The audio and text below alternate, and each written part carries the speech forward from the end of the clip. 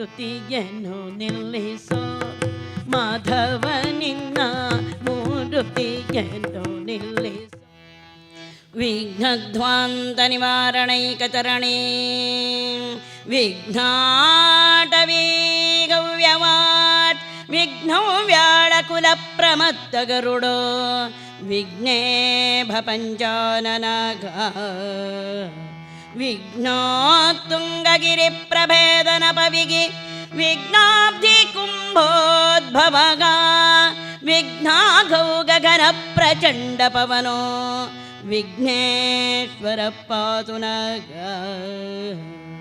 ಗುರುರ್ಬ್ರಹ್ಮ ಗುರುರ್ವಿಷ್ಣು ಗುರುರ್ದೇವೋ ಮಹೇಶ್ವರಗ ಗುರು ಸಾಕ್ಷಾತ್ ಪರಬ್ರಹ್ಮ ತಸ್ಮೈ ಶ್ರೀ ಗುರವೇ ನಮಃ ಚತುರ್ಮುಖಮುಖಾಂಭೋಜ ವನಹಂಸವಧೂರ್ಮಮ ಮಾನಸೇ ರಮತಾಂ ನಿತ್ಯಂ ಸರ್ವಶುಕ್ಲಾ ಸರಸ್ವತಿ ಇಂದೀವರದಲಶ್ಯಾಮಂ ಇಂದಿರಾನಂದಕಂದನಂ ವಂದಾರು ಜನಮಂದಾರಂ ವಂದೇಗಂ ಯದುನಂದನಂ ಸಂಕಲ್ಪ ಮಾತ್ರ ಪರಿಕಲ್ಪಿತ ವಸ್ತುಜಾಲಂ ಪ್ರೇಮಾರ್ದ್ರಶೀಲಮತಿಮಾನುಷ ದಿವ್ಯಲೀಲಂ ಭಕ್ತಾನುಕೂಲ ನಿರವದ್ಯ ಕೃಪಾಲವಾಲಂ ಶ್ರೀ ಸತ್ಯಸಾಯಿ ನಮಃ ಪ್ರಣತೋಸ್ಮಿ ನಿತ್ಯಂ ಗಜಾನನಯುತಂ ಗಣೇಶ್ವರಂ ಗಜಾನನಯುತಂ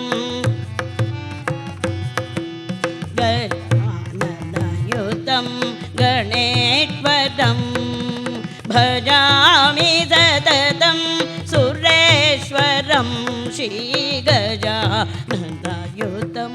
ಗಣೇಶ್ವರಂ ಅಜೇಂದ್ರ ರವಿ ವಿನುತ ವಿಘ್ನೇಶ್ವರಂ ಅಜೇಂದ್ರ ರವಿ ವಿನುತ ವಿಘ್ನೇಶ್ವರಂ ಅಜೇಂದ್ರ ರವಿ ವಿನುತ ವಿಘ್ನೇಶ್ವರಂ ಅಜಾದಿ ವಂದಿತ ಪದ ಪದ್ಮಯೋಗಂ ಕುಂಜರಭಂಜನ ಚತುರತರಕರಂ ಗುರುಗುಗಾಗ್ರಜಂ ಪ್ರಣಮಾಕಾರಂ ಚತುರತರಕರಂ ಗುರುಗುಗಾಗ್ರಜಂ ಪ್ರಣಮಾಕಾರಂ ದಾನಿತ ಪಮ ಪದ ಪಮ ಗರಿತ ಸಾನಿತ ನಿಸರಿ ಸರಿ ಗಮ ಪದ ನಿತ ಸರಿ ಗಾಮ ಗರಿ ಸರಿತ ನಿಧನಿ ದಪದ ಪಮ ಪಮ ಗರಿ ಗಜ ನದಾಯು ಗಣೇಶ್ವರಂ ಭಜಾಮಿ ಸತತಂ ಸುರೇಶ್ವರಂ ಶ್ರೀ ಗಜಾನನಯುತಂ ಗಣೇಶ್ವರಂ ಬೋಲೋ ಶ್ರೀ ವಿಘ್ನೇಶ್ವರ ಚರಣಾರವಿಂದಾಭ್ಯಾಂ ನಮಃ ಗೋವಿಂದ ಇಂದಿರಾರಮಣ ಗೋವಿಂದ. ಸೇರ್ತಕ್ಕಂತಹ ಎಲ್ಲ ಭಕ್ತ ಬಂಧುಗಳಲ್ಲಿ ನಮ್ಮ ಸವಿನಯ ಪ್ರಾರ್ಥನೆ ಅಂದರೆ ಆ ಪರಮಾತ್ಮನ ನಾಮಸ್ಮರಣೆಯನ್ನು ಗಟ್ಟಿಯಾಗಿ ಭಕ್ತಿಯಿಂದ ಮಾಡಬೇಕು. ಗಟ್ಟಿಯಾಗಿ ಯಾಕೆ ಮಾಡಬೇಕು ಅಂದರೆ ಸ್ವಲ್ಪ ಜನರು ಕಿವಿಗಾರು ಕೇಳಿ ಅವರೆಲ್ಲ ಇಲ್ಲಿಗೆ ಬರಲಿ ಅಂತ, ಖಾಲಿ ಕುರ್ಚಿಗಳೆಲ್ಲ ತುಂಬಲಿ ಅಂತ ನಮ್ಮ ಆಸೆ ಅಷ್ಟೇ. ಯಾಕೆಂದರೆ ಕಲಿಯುಗದಲ್ಲಿ ಒಂದು ಸಾರಿ ಪರಮಾತ್ಮನ ಹೆಸರನ್ನು ಹೇಳಿದರೆ ಸಾಕಂತೆ 10,000 ಜಪ ಮಾಡ್ತಕ್ಕಂಥ ಫಲಪ್ರಾಪ್ತವಾಗ್ತದೆ. ಕಲಿಯುಗದಲ್ಲಿ ಒಲಿದಷ್ಟು ಬೇಗ ಭಗವಂತ ಇನ್ಯಾವ ಯುಗದಲ್ಲೂ ಕೂಡ ಒಲಿಲಿಕ್ಕೆ ಸಾಧ್ಯವಿಲ್ಲ. ಆದ್ದರಿಂದ ಈ ಭವಸಾಗರವನ್ನು ದಾಟುವಂಥ ನೌಕೆ ಅಂತ ಹೇಳಿದರೆ ನಾಮಸ್ಮರಣೆ ನಾಮಸ್ಮರಣೆ ನಾಮಸ್ಮರಣೆ. ನಾಮಸ್ಮರಣಾದ್ ಅನ್ಯೋಪಾಯಂ ನಹಿ ಪಶ್ಯಾಮಿ ಭವತರಣೆ ಅಂತ ಹೇಳಿದರು. ಅದರಿಂದ ಎಲ್ಲರೂ ಕೂಡ ಪರಮಾತ್ಮನ ನಾಮಸ್ಮರಣೆಯನ್ನು ಮಾಡಬೇಕು. ಯಾಕೆಂದರೆ ಮನುಷ್ಯ ಜನ್ಮ ಬಂದಿರೋದೇ ನಮಗೆ ದುರ್ಲಭ. ಇದು ಎಷ್ಟೋ ಜನ್ಮಾಂತರಗಳ ಪುಣ್ಯದಿಂದ ಬಂದಿರುವಂತಹದ್ದು. ಮಹತಾ ಪುಣ್ಯದ್ರವ್ಯೇನ ಕ್ರೀತೇಯಂ ಕಾಯನವಸ್ತ್ವಯ ಅಂತ ಹೇಳ್ತಾರೆ. ಮಹತ್ತರವಾಗಿರುವಂತಹ ಪುಣ್ಯ ಎನ್ನುವಂಥ ಆ ಧನವನ್ನು ಕೊಟ್ಟು ಈ ಮನುಷ್ಯ ಜನ್ಮವನ್ನು ಕೊಂಡುಕೊಂಡು ಬಂದಿದೆಯಪ್ಪ. ಆದ್ದರಿಂದ ಇದನ್ನು ಸಾರ್ಥಕತೆಯನ್ನು ಮಾಡ್ಕೊಂಡು ಹೋಗ್ಬಿಡು. ಯಾಕೆಂದರೆ ಮತ್ತೆ ಮುಂದೆ ಮನುಷ್ಯ ಜನ್ಮ ಬರ್ತಿದೆ ಅನ್ನೋದಕ್ಕೆ ಏನು ಆಧಾರ ನಿನಗೆ? ಬಹಿಸ್ಸರತಿ ನಿಶ್ವಾಸ ವಿಶ್ವಾಸ ಕಪ್ರವರ್ತತೆ ಅಂತ ಕೇಳ್ತಾರೆ. ಹೊರಗೆ ಹೋಗಿರುವಂಥ ಉಸಿರು ಒಳಗೆ ಬರ್ತದೆ ಅನ್ನೋಕ್ಕೆ ಏನು ಆಧಾರ? ಈ ಸಿಕ್ಕಂಥ ಅವಕಾಶವನ್ನು ನಾವೆಲ್ಲರೂ ಕೂಡ ಸದುಪಯೋಗ ಮಾಡಿಕೊಂಡು ಬಿಡಬೇಕು. ಯಾಕೆಂದರೆ ಒಂದು ದುಂಬಿ ಇತ್ತಂತೆ. ಆ ದುಂಬಿ ಕಮಲದ ಮಧ್ಯಭಾಗದಲ್ಲಿ ಕುಳಿತುಕೊಂಡು ಮಕರಂದವನ್ನು ಹೀರುತ್ತಾ ಕುತ್ಕೊಂಡು ಬಿಟ್ಟಿದೆ. ಆ ಮಕರಂದವನ್ನು ಹೀರುವ ಬರದಲ್ಲಿ ಸೂರ್ಯಾಸ್ತ ಆಗಿದ್ದು ಗೊತ್ತಾಗಲೇ ಇಲ್ಲ ಪಾಪ ಅದಕ್ಕೆ. ಯಾವಾಗ ಸೂರ್ಯಾಸ್ತ ಆಯಿತೋ ಆಗ ಈ ಕಮಲ ಮುದುಡ್ಕೊಂಡು ಬಿಡ್ತು. ಅದರ ಒಳಭಾಗದಲ್ಲಿ ಈ ದುಂಬಿ ಸಿಕ್ಕಾಕೊಂಡ್ಬಿಟ್ಟಿದೆ, ಒದ್ದಾಡ್ತಾ ಇದೆ. ಛೇ, ಎಂಥ ಕೆಲಸವಾಯಿತು. ಈ ಮಕರಂದ ಹೀರುವ ಭರದಲ್ಲಿ ಕತ್ತಲಾಗಿದ್ದೇ ಗೊತ್ತಾಗ್ಲಿಲ್ವಲ್ಲ. ಈಗ ಈ ಕಮಲ ಮುದುಡ್ಕೊಂಡು ಬಿಟ್ಟಿದೆಯಲ್ಲ, ಇದ್ರ ಒಳಭಾಗದಲ್ಲಿ ನಾನು ಸಿಕ್ಕಾಕ್ಕೊಂಡಿದ್ದೇನಲ್ಲ, ಹೇಗೆ ಹೊರಗೆ ಬರಲಿ ಅಂತ ಚಡ್ಪಡಿಸ್ತಾ ಇದೆ. ಮತ್ತೆ ಆಲೋಚನೆ ಮಾಡ್ತಾ ಇದೆಯಂತೆ ದುಂಬಿ. ಅಯ್ಯೋ, ಈ ಕತ್ತಲಾದರೆ ಈಗ ಏನಂತೆ, ಈ ಕತ್ತಲು ಹೀಗೆ ಇರ್ತದ್ಯಾ? ಇಲ್ವಲ್ಲ. ರಾತ್ರಿರ್ಗಮಿಷ್ಯತಿ ಭವಿಷ್ಯತಿ ಸುಪ್ರಭಾತಂ. ಈ ರಾತ್ರಿ ಹೀಗೆ ಇರ್ತದೆ ಏನಿಲ್ವಲ್ಲ, ರಾತ್ರಿ ಕಳೀತದೆ, ಸುಪ್ರಭಾತವಾಗ್ತದೆ. ಯಾವಾಗ ಸುಪ್ರಭಾತವಾಗ್ತದೋ ಆಗ ಸೂರ್ಯೋದಯವಾಗ್ತದೆ. ಯಾವಾಗ ಸೂರ್ಯೋದಯವಾಗ್ತದೆಯೋ ಆಗ ಹಸಿಷ್ಯತಿ ಪಂಕಜಶ್ರೀಹಿ. ಆ ಪಂಕಜ ಇದೆಯಲ್ಲ, ಈ ಕಮಲ ಇದೆಯಲ್ಲ, ಇದು ಹರಡಿಬಿಡುತ್ತದೆ. ಅದರಿಂದ ಮುಕ್ತವಾಗಿ ನಾನು ಹೊರಗೆ ಬರಬಹುದು ಅಂತ ಇತಿ ಸಂಚಿಂತ್ಯ ಮನಸ. ಹೀಗೆ ಆಲೋಚನೆ ಮಾಡ್ತಾ ಇದೆಯಂತೆ. ಕತ್ತಲು ಕಳೀತದೆ, ಬೆಳಗಾಗ್ತದೆ, ಸೂರ್ಯೋದಯವಾಗ್ತದೆ. ಹಾಗೆ ಈ ಕಮಲ ಅರಳುತ್ತದೆ. ಅದರಿಂದ ಮುಕ್ತವಾಗಿ ನಾನು ಹೊರಗೆ ಬರಬಹುದು ಅಂತ ಆಲೋಚನೆ ಮಾಡ್ತಾ ಇರುವಾಗಲೇ ಎತ್ತ ಕಡೆಯಿಂದಲೋ ವೇಗವಾಗಿ ಬಂದಿರುವಂತಹ ಒಂದು ಮದೋನ್ಮತ್ತವಾಗಿರುವಂತಹ ಆನೆ ಬಂದು ಆ ಕಮಲವನ್ನು ಸೆಳೆದು ದಡಕ್ಕೆ ಬಿಸಾಕ್ತು. ಕತ್ತಲು ಕಳೀತು, ಬೆಳಗಾಯಿತು, ಸೂರ್ಯೋದಯ ಆಯಿತು. ಕಮಲಕ್ಕೆ ಅರಳುವಿಕೆ ಇದೆಯಾ? ಈ ದುಂಬಿಗೆ ಮುಕ್ತತೆ ಎಂಬತಕ್ಕಂಥದ್ದು ಇದೆಯೇನು? ಹಾಗೆ ನಾವು ಕೂಡ ಈ ಪ್ರಾಪಂಚಿಕವಾಗಿರುವಂಥ ಭೋಗ ಭಾಗ್ಯಗಳನ್ನು ಅನುಭವಿಸ್ತಾ ಕುಳಿತುಕೊಂಡ್ರೆ ಯಾವತ್ತು ನಮಗೆ ಅವನ ಉರುಳು ನಮ್ಮ ಕೊರಳಿಗೆ ಬೀಳ್ತದೆ ಅಂತ ಗೊತ್ತಿಲ್ಲ. ಯಾವ ಕ್ಷಣದಲ್ಲಾದರೂ ಬಿದ್ದು ಬಿಡಬಹುದು, ಯಾವ ರೂಪದಲ್ಲಾದರೂ ಬಿದ್ದು ಬಿಡಬಹುದು. ಆದ್ದರಿಂದ ಅದನ್ನು ಎಚ್ಚೆತ್ತುಕೊಂಡು ನಾವೆಲ್ಲರೂ ಕೂಡ ನಾಮಸ್ಮರಣೆಯನ್ನು ಮಾಡ್ತಾ ಈ ಜೀವನವನ್ನು, ಈ ಎಲ್ಲ ಇಂದ್ರಿಯಗಳನ್ನು ಕೂಡ ಪರಮಾತ್ಮನಿಗೆ ಸಮರ್ಪಣೆಯನ್ನು ಮಾಡ್ತಾ ನಮ್ಮ ಈ ಮನುಷ್ಯ ಜನ್ಮವನ್ನು ನಾವೆಲ್ಲರೂ ಕೂಡ ಸಾರ್ಥಕ್ಯವನ್ನಾಗಿ ಮಾಡಿಕೊಳ್ಬೇಕು. ಅದರಿಂದ ಎಲ್ಲರೂ ಕೂಡ ಗಟ್ಟಿಯಾಗಿ ನಾಮಸ್ಮರಣೆ ಮಾಡಬೇಕು. ಲಕ್ಷ್ಮೀರಮಣ ಗೋವಿಂದ, ಬೋಲೋ ಶ್ರೀಕೃಷ್ಣ ಭಗವಾನಕಿ. ಎಲ್ಲ ಇನ್ನೂ ಸ್ವಲ್ಪ ಗಟ್ಟಿಯಾಗಿ ಹೇಳಿ. ನೀವು ಹೇಳಿದ್ದು ನೋಡಿದರೆ ಈಗಲೋ ಇನ್ನೊಂದು ಕ್ಷಣಕ್ಕೂ ಕೊನೆ ಸ್ಥಿತಿಯಲ್ಲಿ ಕೆಲವರೆಲ್ಲ ಮಾತಾಡೋದಿರ್ತದೆ, ಉಸಿರು ಮೇಲೆ ಕೆಳಗೆ ಆಗುವಾಗ ಆ ಸ್ವರ ಬಂದಂಗೆ ಆಗ್ತದೆ. ಅದಾಗಬಾರ್ದು. ಪರಮಾತ್ಮ ನಾಮಸ್ಮರಣೆಯನ್ನು ಆನಂದವಾಗಿ ಗಟ್ಟಿಯಾಗಿ ಮಾಡಬೇಕು. ಬೋಲೋ ಶ್ರೀರಾಮಚಂದ್ರ ಭಗವಾನಕ್ಕೆ. ಈಗ ನಮಗೆ ಆನಂದ ಆಯಿತು, ಎಲ್ಲ ಇದ್ದೀರಿ ಅಂತ. ದಾಸ ಶ್ರೇಷ್ಠರಾಗಿರುವಂತಹ ಕನಕದಾಸರು ಕೇಳುತ್ತಾರೆ, ತಾಯಿ ತಂದೆಯ ಬಿಟ್ಟು ತಪವ ಮಾಡಲಿ ಬಗುದು, ತಾಯಿ ತಂದೆಯ ಬಿಟ್ಟು ದಯಾದಿ ಬಂಧುಗಳ ಬಿಡಲಿ ಬಹುದು, ರಾಯ ಮುನಿದರೆ ಮತ್ತೆ ರಾಜ್ಯವನ್ನೇ ಬಿಡಬಹುದು.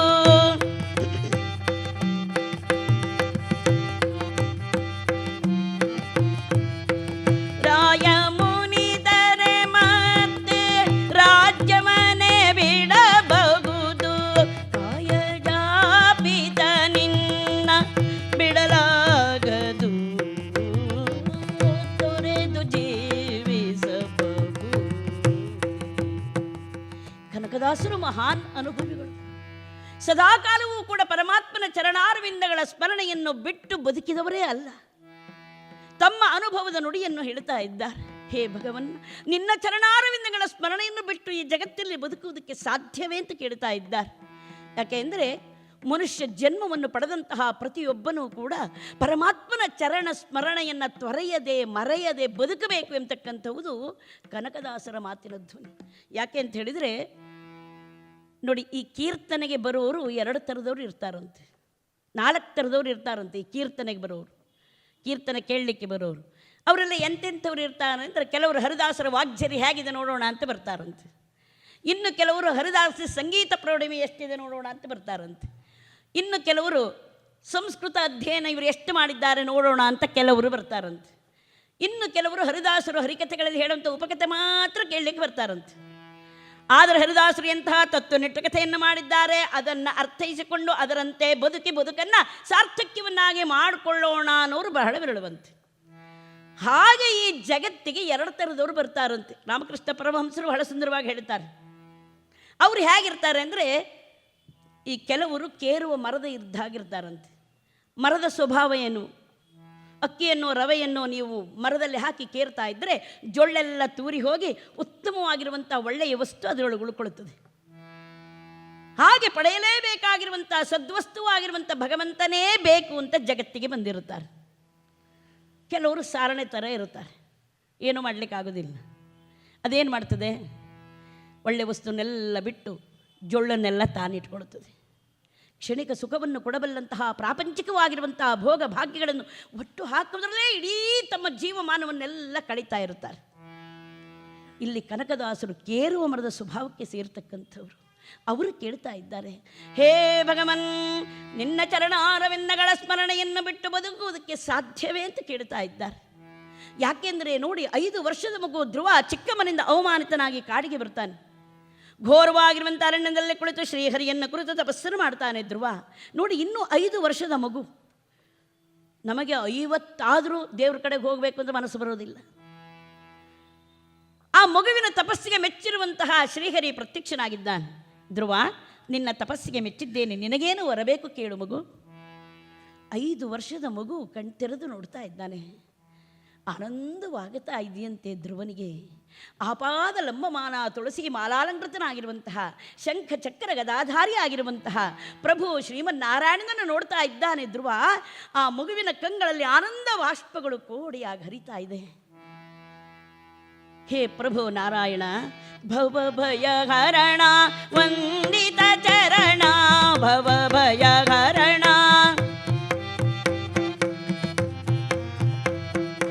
ವಂದಿತ ಚರಣ, ಅಲಕ ನಿರಂಜನ ನಾರಾಯಣ, ವೈದೇಗಿ ಮೋಹನ ನಾರಾಯಣ, ವೈದೇಗಿ ಮೋಹನ ನಾರಾಯಣ, ಶ್ರೀಲಕ್ಷ್ಮೀ ರಮಣ ನಾರಾಯಣ, ಶ್ರೀಲಕ್ಷ್ಮೀ ರಮಣ ನಾರಾಯಣ.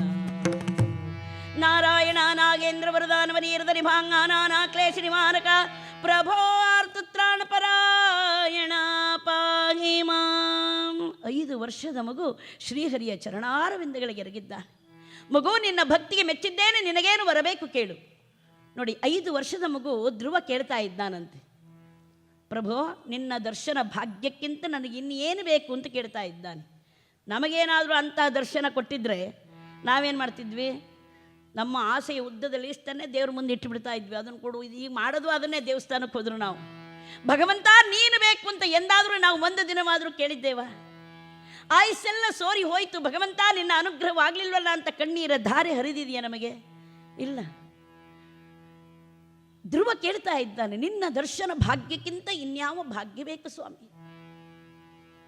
ಆಗ ಶ್ರೀಹರಿ ನೆನಪಿಸ್ತಾ ಇದ್ದಾನೆ, ಧ್ರುವ ನೀನು ರಾಜ್ಯ ಬೇಕು, ಸಿಂಹಾಸನ ಬೇಕು ಎನ್ನುವಂಥ ಅಭಿಲಾಷೆಯಿಂದಲೇ ನೀ ನನ್ನನ್ನು ಕುರಿತು ತಪಸ್ಸನ್ನು ಮಾಡಿದ್ದಲ್ವೇ ಮಗು?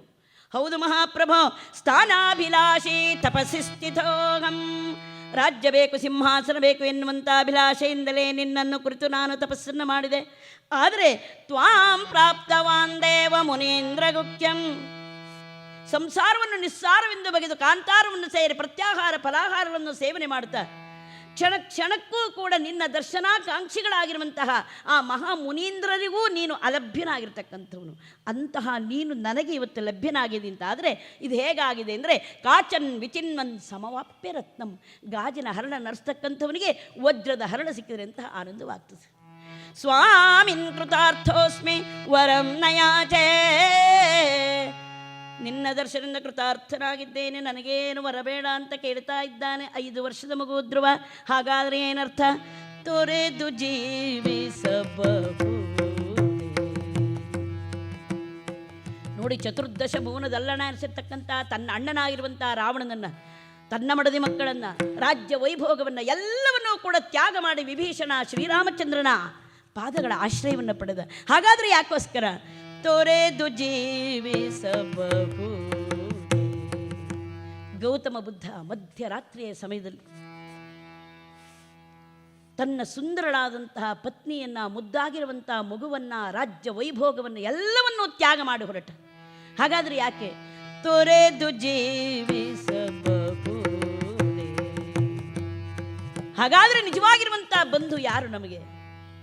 ಅದಕ್ಕೆ ಹೇಳಿದರು, ಬಂಧುಗಳು ಆಗುವರು ಬಂದುಂಡು ಹೋಗುವರು, ಬಂಧನವ ಕಳೆಯಲರಿಯರು, ದೇವನೆಂಬಂಧುಗಳುಂಟೆ ಸರ್ವಜ್ಞ. ನಿಜವಾಗಿರುವಂಥ ಬಂಧು ಯಾರು? ಆ ಪರಮಾತ್ಮ ಒಬ್ಬರೇ ನಿಜವಾಗಿರುವಂಥ ಬಂಧು. ಈ ಉಳಿದ ಬಂಧುಗಳೆಲ್ಲ ಹೇಗೆ ಅಂದರೆ, ಯಾವುದೋ ಒಂದು ಜನ್ಮಾಂತರದ ಋಣವನ್ನು ತೀರಿಸುವುದಕ್ಕಾಗಿ ಈ ಭುವಿಯಲ್ಲಿ ಯಾರದೋ ಮನೆಯಲ್ಲಿ ಯಾರಿಗೋ ಅಪ್ಪ, ಯಾರಿಗೋ ಅಮ್ಮ, ಯಾರಿಗೋ ಅಕ್ಕ, ಯಾರಿಗೋ ತಂಗಿಯಾಗಿ ಬಂದವರೇ ವಿನಃ ಇದು ನಿಜವಾದ ಬಂಧುತ್ವ ಅಲ್ಲ. ಯಾಕೆಂದರೆ ಈ ಪ್ರಪಂಚದಲ್ಲಿ ಯಾರಿಗಿದ್ದಾರೆ ಹೇಳಿ? ಯಾರಿಗೂ ಇಲ್ಲ. ನಮಗೆ ಭ್ರಮೆ ಅಷ್ಟೇ. ಅಯ್ಯೋ, ಅವರಿಲ್ದಿದ್ರು ನಾವು ಹೇಗೆ ಬದುಕೋದು, ಇವರಿಲ್ದಿದ್ರು ನಾವು ಹೇಗಿರೋದು ಅಂತ. ಯಾರಿಲ್ದಿದ್ರು ಎಲ್ಲರೂ ಚೆನ್ನಾಗಿ ಬದುಕಿರ್ತಾರೆ. ಅದರಿಂದ ಯಾರು ಯಾರ ಜೊತೆಗೂ ಹೋಗಲಿಕ್ಕೆ ಸಾಧ್ಯವಿಲ್ಲ, ಯಾರು ಯಾರ ಜೊತೆಗೂ ಬಂದದ್ದಿಲ್ಲ. ಅದನ್ನು ನಾವು ಚೆನ್ನಾಗಿ ಅರ್ಥ ಮಾಡಿಕೊಂಡು ಹೆಜ್ಜೆಯನ್ನು ಇಡ್ತಾ ಹೋಗ್ಬೇಕು. ಇದನ್ನು ನೆನಪಿನಲ್ಲಿ ಇಟ್ಕೊಳ್ಬೇಕು. ನಾವು ಬಂದವರು ನಾವು ಒಬ್ಬರೇ, ಜೊತೆಗಾರ ಅಂತ ಹೇಳಿದ್ರೆ ಆ ಭಗವಂತ ಒಬ್ಬನೇ. ನಾವು ಮಾಡಿರುವಂಥ ಪಾಪ ಪುಣ್ಯಗಳ ಆ ಕರ್ಮಗಳೇ ನಮ್ಮ ಜೊತೆಗೆ ಬರ್ತಕ್ಕಂಥವುದೇ ವಿನಃ ಇನ್ಯಾವುದು ನಮ್ಮ ಜೊತೆಗೆ ಬರೋದಿಲ್ಲ. ನೀವು ಎಷ್ಟು ಕ್ವಿಂಟಾಲ್ ಬಂಗಾರ ಇಡಿ, ಎಷ್ಟು ಕ್ವಿಂಟಾಲ್ ಅಕ್ಕಿ ಇಡಿ, ಇನ್ನೇನೇ ಇಡಿ, ಯಾವುದಾದ್ರು ನಾವು ಹೋಗುವಾಗ ಬರ್ತದೆಯಾ? ಏನಾದರೂ ಬೆರಳಲ್ಲಿ ಉಂಗುರ ಇದ್ದರೆ ತೆಗಿಲಿಕ್ಕೆ ಬರದೇ ಇದ್ದರೆ ಆ ಉಂಗುರವನ್ನು ಬೆರಳನ್ನು ಕಟ್ ಮಾಡಿ ಉಂಗುರ ತೆಗೆದಿಟ್ಕೊಂಡು ನಮ್ಮನ್ನು ತಗೊಂಡು ಭಸ್ಮ ಮಾಡಿ ಬರ್ತಾರೆ. ಹಾಗಾದರೆ ಪ್ರಪಂಚದಲ್ಲಿ ಯಾವುದು ಸತ್ಯ, ಯಾವುದು ಮಿಥ್ಯ? ನೋಡಿ, ಭರ್ತೃಹರಿ ದೊಡ್ಡ ರಾಜ, ಅವನಿಗೆ ಸಕಲ ಸೌಭಾಗ್ಯಗಳು ಕೂಡ ಇತ್ತು. ಈ ವೈರಾಗ್ಯ ಅನ್ನೋದು ಯಾರಿಗೆ ಯಾವಾಗ ಬರ್ತದೆ ಅಂತ ಹೇಳಲಿಕ್ಕಾಗೋದಿಲ್ಲ. ಆ ವೈರಾಗ್ಯ ಬರುವಂತಹ ಸಮಯ ಭರ್ತೃಹರಿಗೆ ನೋಡಿ, ಜನ್ಮಾಂತರದ ಕರ್ಮಗಳು ಸವೆದಾಗ ವೈರಾಗ್ಯ ಬಂದುಬಿಡ್ತದೆ. ಅಂತಹ ಸಮಯ ಸಾಧುಗಳು ಒಬ್ಬರು ಬಂದು ಆ ರಾಜನ ಅರಮನೆಗೆ ಬಂದು ರಾಜನಿಗೊಂದು ಹಣ್ಣನ್ನು ಕೊಟ್ಟಿದ್ದಾರೆ. ರಾಜನ್, ನಿನಗೆ ಜೀವನದಲ್ಲಿ ಅತ್ಯಂತ ಪ್ರೀತಿ ಪಾತ್ರ ಯಾರೋ ಅವರಿಗೆ ಈ ಹಣ್ಣನ್ನು ಕೊಡು ಅಂತ. ರಾಜ ಆಲೋಚನೆ ಮಾಡ್ತಾ ಇದ್ದ, ನನಗೆ ಪ್ರೀತಿ ಪಾತ್ರ ಯಾರಿದ್ದಾರೆ? ನಾವು ಎಷ್ಟು ಅವ್ರ ಪ್ರೀತಿ ಇವ್ರ ಪ್ರೀತಿ ಅಂದರು, ಹೆಂಡತಿಯ ಗಂಡನೇ ಪ್ರೀತಿ, ಗಂಡನಿಗೆ ಹೆಂಡತಿಯೇ ಪ್ರೀತಿ. ರಾಜ ಆಲೋಚನೆ ಮಾಡ್ತಾ ಇದ್ದಾನೆ, ನನ್ನ ರಾಣಿಗಿಂತಲೂ ನನಗೆ ಪ್ರೀತಿ ಪಾತ್ರ ಯಾರಿದ್ದಾರೆ? ಆ ಹಣ್ಣನ್ನು ತಂದು ರಾಣಿಯ ಕೈ ಕೊಟ್ಟಿದ್ದಾನೆ. ರಾಣಿ ಆಲೋಚನೆ ಮಾಡ್ತಾ ಇದ್ದಾಳೆ, ನನಗೆ ನನ್ನ ಜೀವನದಲ್ಲಿ ಅತ್ಯಂತ ಪ್ರೀತಿ ಪಾತ್ರ ಯಾರೋ ಅವರಿಗೆ ಈ ಹಣ್ಣನ್ನು ಕೊಡಬೇಕು. ಅಲ್ಲೊಬ್ಬ ಅರಮನೆಯಲ್ಲಿ ಸುಂದರನಾದಂತಹ ಯುವಕನಿದ್ದ, ಅವನಲ್ಲಿ ಇವಳ ಚಿತ್ತವಿತ್ತು. ಆ ಹಣ್ಣನ್ನು ತಗೊಂಡು ಹೋಗಿ ಯುವಕನ ಕೈ ಕೊಟ್ಟಿದ್ದಾಳೆ. ಆ ಯುವಕ ಆಲೋಚನೆ ಮಾಡ್ತಾ ಇದ್ದಾನೆ, ನನಗೆ ನನ್ನ ಜೀವನದಲ್ಲಿ ಪ್ರೀತಿ ಪಾತ್ರ ಯಾರೋ ಅವರಿಗೆ ಈ ಹಣ್ಣನ್ನು ಕೊಡಬೇಕು. ಅಲ್ಲೊಬ್ಬಳು ಸುಂದರಳಾದಂತಹ ದಾಸಿ ಇದ್ಲು, ಅವಳಲ್ಲಿ ಇವನು ಅನುರಕ್ತನಾಗಿದ್ದ. ಆ ಹಣ್ಣನ್ನು ತಂದು ದಾಸಿಯ ಕೈ ಕೊಟ್ಟಿದ್ದಾನೆ. ದಾಸಿ ಆಲೋಚನೆ ಮಾಡ್ತಾ ಇದ್ದಾಳೆ, ನನಗೆ ನನ್ನ ಜೀವನದಲ್ಲಿ ಅತ್ಯಂತ ಪ್ರೀತಿ ಪಾತ್ರ ಯಾರೋ ಅವರಿಗೆ ಈ ಹಣ್ಣನ್ನು ಕೊಡಬೇಕು. ರಾಜನಿಗಿಂತಲೂ ಪ್ರೀತಿ ಪಾತ್ರ ನನಗೆ ಯಾರಿದ್ದಾರೆ ಅಂತ ಹೇಳಿಬಿಟ್ಟು ಆ ಹಣ್ಣನ್ನು ತಂದು ರಾಜನ ಕೈ ಕೊಟ್ಟುಬಿಟ್ಟಿದ್ದಾಳೆ. ರಾಜ ಆಲೋಚನೆ ಮಾಡ್ತಾ ಇದ್ದಾನಲ್ಲ, ಬೆಳಿಗ್ಗೆ ಸಾಧುಗಳು ಕೊಟ್ಟು ಹೋಗಿರುವಂಥ ಈ ಹಣ್ಣನ್ನು ನನ್ನ ಪ್ರೇಮದ ಮಡದಿಯ ಕೈ ಕೊಟ್ಟಿದ್ದೆ, ರಾಣಿಯ ಕೈ ಕೊಟ್ಟಿದ್ದೆ. ಹಾಗಾದರೆ ಇದು ದಾಸಿಯ ಕೈಗೆ ಹೇಗೆ ಸೇರಿತು? ವಿಚಾರ ಮಾಡಿದಾಗ ವಿಷಯವೆಲ್ಲ ಅರ್ಥವಾಯಿತು. ಜೀವನದಲ್ಲಿ ಯಾರ್ಯಾರಿಗಿದ್ದಾರೆ? ಯಾಂ ಚಿಂತಯಾಮಿ ಸತತಂ ಮಯಿ ಸಾ ವಿರಕ್ತ ಸಾಪ್ಯನ್ಯಮಿಚ್ಛತಿ ಜನಂ ಸಜನೋನ್ಯಸಕ್ತಃ ಅಸ್ಮತ್ಕೃತೆ ಪರಿತುಷ್ಯತಿ ಕಾಚಿತನ್ಯಾ ಧಿಕ್ತಾಂ ಚ ತಂ ಚ ಮದನಂ ಚ ಇಮಾಂ ಚ ಮಾಂ ಚ ಯಾಂ ಚಿಂತಯಾಮಿ ಸತತಮಯೋ. ಯಾರಲ್ಲಿ ಎಂತಹ ಒಂದು ಪ್ರೇಮವನ್ನು ಇಟ್ಟಿದ್ನೋ ಅಂಥವಳು ಮೈ ಸಾ ವಿರಕ್ತ, ಅವಳು ನನ್ನಲ್ಲಿ ವಿರಕ್ತಿಯನ್ನು ಹೊಂದಿರತಕ್ಕಂಥವಳಾಗಿದ್ದಾಳೆ. ಹೋಗಲಿ, ಅವಳು ಯಾರನ್ನು ಇಚ್ಛೆಪಟ್ಟಿದ್ದಾಳೋ, ಅವನೇನಾದರೂ ಇವಳನ್ನೇ ಇಚ್ಛೆಪಟ್ಟಿದ್ದಾನೋ? ಇಲ್ಲ. ಸಜನೋನ್ಯಸಕ್ತಃ, ಅವನು ಇನ್ನೊಬ್ಬರಲ್ಲಿ ಆಸಕ್ತಿಯನ್ನು ಹೊಂದಿರತಕ್ಕಂಥವನಾಗಿದ್ದಾನೆ. ಅಸ್ಮದ್ ಕೃತೆ ಪರಿತುಷ್ಯತಿ ಕಾಚಿತನ್ಯ, ನಮ್ಮಲ್ಲಿ ಸಂತೋಷವನ್ನು ಪಡಬೇಕು ಅಂತ ಅದೆಷ್ಟೋ ಜನ ಬಯಸ್ತಾರೆ. ಹಾಗಾದರೆ ಧಿಕ್ತಾಂ ಚ ತಂ ಚ ಮದನಂ ಚ ಇಮಾಂ ಚ ಮಾಂ ಚ, ಆ ಮಡದಿಗೂ ಧಿಕ್ಕಾರಲಿ, ಸೇವಕನಿಗೂ ಧಿಕ್ಕಾರಲಿ, ದಾಸಿಗೂ ಧಿಕ್ಕಾರವಿರಲಿ. ಅಷ್ಟೇ ಅಲ್ಲ, ಈ ರಾಜ್ಯ ವೈಭವಕ್ಕೆ ಧಿಕ್ಕಾರವಿರಲಿ ಅಂತ ಹೇಳಿಬಿಟ್ಟು ಎಲ್ಲವನ್ನೂ ಕೂಡ ತ್ಯಾಗ ಮಾಡಿ ಭರ್ತೃಹರಿ ಕಾಡಿಗೆ ಸೇರ್ತಾನೆ. ಆನಂತರ ವೈರಾಗ್ಯ ಶತಕ ಅಂತ ಬರೀತಾನೆ. ಹಾಗಾದರೆ ಏನರ್ಥ? ತೊರೆದು ಜೀವಿಸಬಹುದೇ ಹರಿ ಚರಣಗಳ. ಆದ್ದರಿಂದ ಜೀವನದ ಕ್ಷಣಭಂಗುರತೆಯನ್ನು ಅರ್ಥ ಮಾಡಿಕೊಂಡು ಜೀವನವನ್ನು ಭಗವದರ್ಪಿತವನ್ನಾಗಿಸಿ ಜೀವನದ ಚರಮ ಪರಮ ಗುರಿ ಭಗವಂತನನ್ನೇ ಪಡಿತಕ್ಕಂಥದ್ದು. ಅದಕ್ಕಾಗಿಯೇ ಈ ಜನ್ಮ ಬಂದಿರತಕ್ಕಂಥದ್ದು ಎಂಬುದನ್ನು ಅರ್ಥೈಸಿಕೊಂಡು ಜೀವನವನ್ನು ಪರಮಾತ್ಮ ಶ್ರೀಕೃಷ್ಣನ ಅಡಿದಾವರುಗಳಿಗೆ ಸಮರ್ಪಿಸಿ ಆ ಕೃಷ್ಣಾನುಗ್ರಹಕ್ಕೆ ಪಾತ್ರನಾದಂತಹ ಕೃಷ್ಣನ ಪರಮ ಭಕ್ತನಾಗಿರುವಂತಹ ಸುಧಾಮನ ಕಥೆಯನ್ನು ನಾವೆಲ್ಲರೂ ಕೂಡ ಸ್ವಲ್ಪ ಹೊತ್ತು ಶ್ರವಣ ಮಾಡೋಣಂತೆ. 1 ನಿಮಿಷ ಭಜನೆ, ಆನಂತರ ಕಥಾಪ್ರವೇಶ. ಎಲ್ಲರೂ ಕೂಡ ಭಜನೆ ಹೇಳಬೇಕು. ಯಾರ ನಾಲಿಗೆಲ್ಲ ಭಜನೆ ಬರಲಿಲ್ಲ ಅಂತ ಆಗಬಾರ್ದು. ಯಾರಾದರೂ ಭಜನೆ ಹೇಳಲಿಲ್ಲ ಅಂದರೆ, ಯಾವುದೋ ಒಂದು ಊರಿನಲ್ಲಿ ಈ ಕೆಲವರೆಲ್ಲ ಏನಾಗುತ್ತೆ ಅಂದರೆ, ಕೆಲವು ಕಡೆಯಲ್ಲಿ ಯಾರು ಸತ್ತು ಹೋಗಿಬಿಟ್ರೆ ಅವರ ಹೆಣವನ್ನು ತಗೊಂಡು ಹೋಗುವಾಗ ಶ್ರೀರಾಮ್ ಜೈ ರಾಮ್ ಜೈ ಜೈ ರಾಮ್ ನಾಮಸ್ಮರಣೆ ಮಾಡ್ತಾ ತಗೊಂಡು ಹೋಗ್ತಾರೆ. ಈ ಕೆಲವು ಕಡೆಯಲ್ಲೆಲ್ಲ ಅಳ್ತಾ ತಗೊಂಡು ಹೋಗ್ತಾರೆ. ಹಾಗೆ ಯಾವುದೋ ಒಂದು ಪ್ರದೇಶದಲ್ಲಿ ಯಾರೋ ಒಬ್ಬ ಹೋಗಿದ್ದ, ಅವನನ್ನು ಚಟ್ಟದಲ್ಲಿ ಇಟ್ಕೊಂಡು ಎಲ್ಲ ಶ್ರೀರಾಮ್ ಜೈ ರಾಮ್ ಜೈ ಜೈ ರಾಮ್ ಅಂತ ನಾಮಸ್ಮರಣೆ ಮಾಡ್ತಾ ತಗೊಂಡು ಹೋಗ್ತಾ ಇದ್ರು. ಹೀಗೆ ತಗೊಂಡು ಹೋಗುವಾಗ 4 ವರ್ಷದ ಒಂದು ಮಗು ಅವರ ಅಪ್ಪನ ಜೊತೆ ಹೊರಟುಬಿಟ್ಟಿದೆ ಪಾಪ. ಅದಕ್ಕೂ ಏನು ಗೊತ್ತಿಲ್ಲ ಪಾಪ. ಅದು ಹೀಗೆ ಹೊರಟಿದೆ. ಎಲ್ಲ ಶ್ರೀರಾಮ್ ಜೈ ರಾಮ್ ಜೈ ಜೈ ರಾಮ್ ಅಂತ ನಾಮಸ್ಮರಣೆ ಮಾಡ್ತಾ ಹೋಗುವಾಗ ಆ ಮಗು ಕೇಳ್ತಂತೆ, ಅಪ್ಪ ಇವರೆಲ್ಲರೂ ಶ್ರೀರಾಮ್ ಜೈ ರಾಮ್ ಜೈ ಜೈ ರಾಮ್ ಅಂತ ಹೇಳ್ತಿದ್ದಾರೆ, ಇವ ಒಬ್ಬ ಯಾಕೆ ಹೇಳುವುದಿಲ್ಲ ಅಂತ ಕೇಳ್ತಂತೆ. ಇಲ್ಲಾರು ಹೇಳಿಲ್ಲ ಅಂದರೆ ಹೋಗಿದ್ದಾರೆ ಅಂತ ಅರ್ಥ. ನಮಗೆ ಜನ ಬಹಳ ಇರಬೇಕು ಅನ್ನೋದಿಲ್ಲ, ಸೇರಿರುವ ಜನ ಒಳ್ಳೆ ಕ್ವಾಲಿಟಿ ಆದರೆ ಸಾಕು ನಮಗೆ. ಆದ್ದರಿಂದ ನಮಗೆ 10 ಜನ ಇದ್ದರೂ 10,000 ಜನ ಇದ್ದ ಹಾಗೆ. ನಮಗೆ ಸುಮ್ಮನೆ ಕಡಲೆಕಾಯಿ ಸಿಪ್ಪೆ ತಿಂದು ಹಾಕುವಂಥ ಜನ ಯಾತಕ್ಕೆ? ಯಾಕಾಗಿ ನೋಡಿ, ವಜ್ರದ ಅಂಗಡಿಯಲ್ಲಿ ಯಾವಾಗಲೂ ಜನ ಕಡಿಮೆನೆ. ಆ ವಜ್ರ ಕೊಳ್ಳಿಕ್ಕೆ ಒಂದು ಯೋಗ್ಯತೆ ಬೇಕೋ ಬೇಡವಾ ಅಲ್ವಾ? ಸ್ಟೀಲ್ ಅಂಗಡಿಯಲ್ಲಿ ನೋಡಿ ಮುತ್ತಿಗೆ ಹಾಕೇ ಇರ್ತಾರೆ.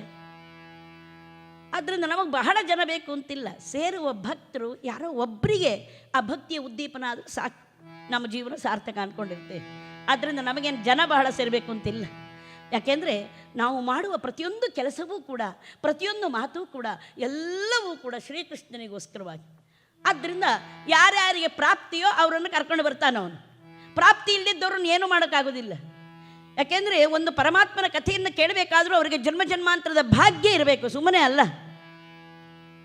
ಆ ಭಾಗ್ಯ ಇದ್ದವ್ರಿಗೆ ಮಾತ್ರ ಇದು ಪ್ರಾಪ್ತಿ ಆಗ್ತಕ್ಕಂಥದ್ದು. ಅದಕ್ಕೆ DVG ಅವರು ಹೇಳಿದರು, ಹಬ್ಬ ದಿಬ್ಬಣ ಪಥ್ಯ ತಿಥಿಗಳೆಂಜಲು ಸೇರೆ ಬೊಬ್ಬಿಟ್ಟು ಕಾದುವು 18 ನಾಯಿ, ಒಬ್ಬಟ್ಟೋ ಒಡೆಯೋ ತಂಗಳೋ ಬರೀ ಹೇಸಿಗೆಯೋ ಲಭ್ಯವಾಗುವುದಕ್ಕೇನೋ ಮಂಕುತಿಮ್ಮ. ಅಂದಮೇಲೆ ನಾವು ಯಾಕ್ರಿ ಯೋಚನೆ ಮಾಡೋದು ಬರೆದದ್ದವ್ರ ಬಗ್ಗೆ? ಲಕ್ಷ್ಮೀರಮಣ ಗೋವಿಂದ ಬೋಲೋ ಶ್ರೀಕೃಷ್ಣ ಭಗವಾನಕ್ಕೆ. 1 ನಿಮಿಷ ಭಜನೆ, ಆನಂತರ ಕಥಾಪ್ರವೇಶ. ರಾಧೇ ಶ್ಯಾಮ ಪಾಂಡುರಂಗ, ರಾಧೇ ಶ್ಯಾಮ ಪಾಂಡುರಂಗ, ವಿಠ್ಠಲೇ ರುಕುಮಾಯೇ, ವಿಠ್ಠಲೇ ರುಕುಮಾಯಿ ಜೈ ಜೈ, ವಿಠೋಬ ರುಕುಮಾಯಿ, ವಿಠ್ಠಲೇ ರುಕುಮಾಯಿ ಜೈ ಜೈ, ವಿಠೋಬ ರುಕುಮಾಯಿ, ವಿಠ್ಠಲೇ ರುಕುಮಾಯಿ ಜೈ ಜೈ, ವಿಠೋಬ ರುಕುಮಾಯಿ, ವಿಠ್ಠಲೇ ರುಕುಮಾಯಿ ಜೈ ಜೈ, ವಿಠೋಬ ರುಕುಮಾಯಿ. ಜೈ ಗುರು ವಿಠ್ಠಲ್ ಹರಿ ಗುರು ವಿಠ್ಠಲ್, ಜೈ ಗುರು ವಿಠ್ಠಲ್ ಹರಿ ಗುರು ವಿಠ್ಠಲ್,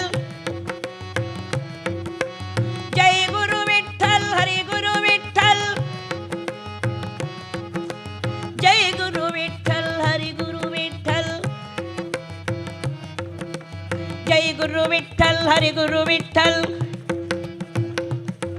ಜೈ ಗುರು ವಿಠ್ಠಲ್ ಹರಿ ಗುರು ವಿಠ್ಠಲ್, ಜೈ ಗುರು ವಿಠ್ಠಲ್ ಹರಿ ಗುರು ವಿಠ್ಠಲ್, ಜೈ ಗುರು ವಿಠ್ಠಲ್ ಹರಿ ಗುರು ವಿಠ್ಠಲ್,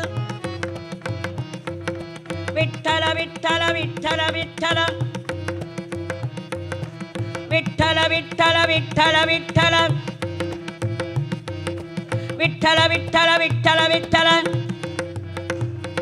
ವಿಠ್ಠಲ ವಿಠ್ಠಲ ವಿಠ್ಠಲ ವಿಠ್ಠಲ, ವಿಠ್ಠಲ ವಿಠ್ಠಲ ವಿಠ್ಠಲ ವಿಠ್ಠಲ ವಿಠ್ಠಲ ವಿಠ್ಠಲ ವಿಠ್ಠಲ ವಿಠ್ಠಲ ವಿಠ್ಠಲ ವಿಠ್ಠಲ ವಿಠ್ಠಲ ವಿಠ್ಠಲ ವಿಠ್ಠಲ ವಿಠ್ಠಲ ವಿಠ್ಠಲ ವಿಠ್ಠಲ ವಿಠ್ಠಲ ವಿಠ್ಠಲ ವಿಠ್ಠಲ. ಬೋಲೋ ಪಂಡರೀನಾಥ ಭಗವಾನ ಕೀ.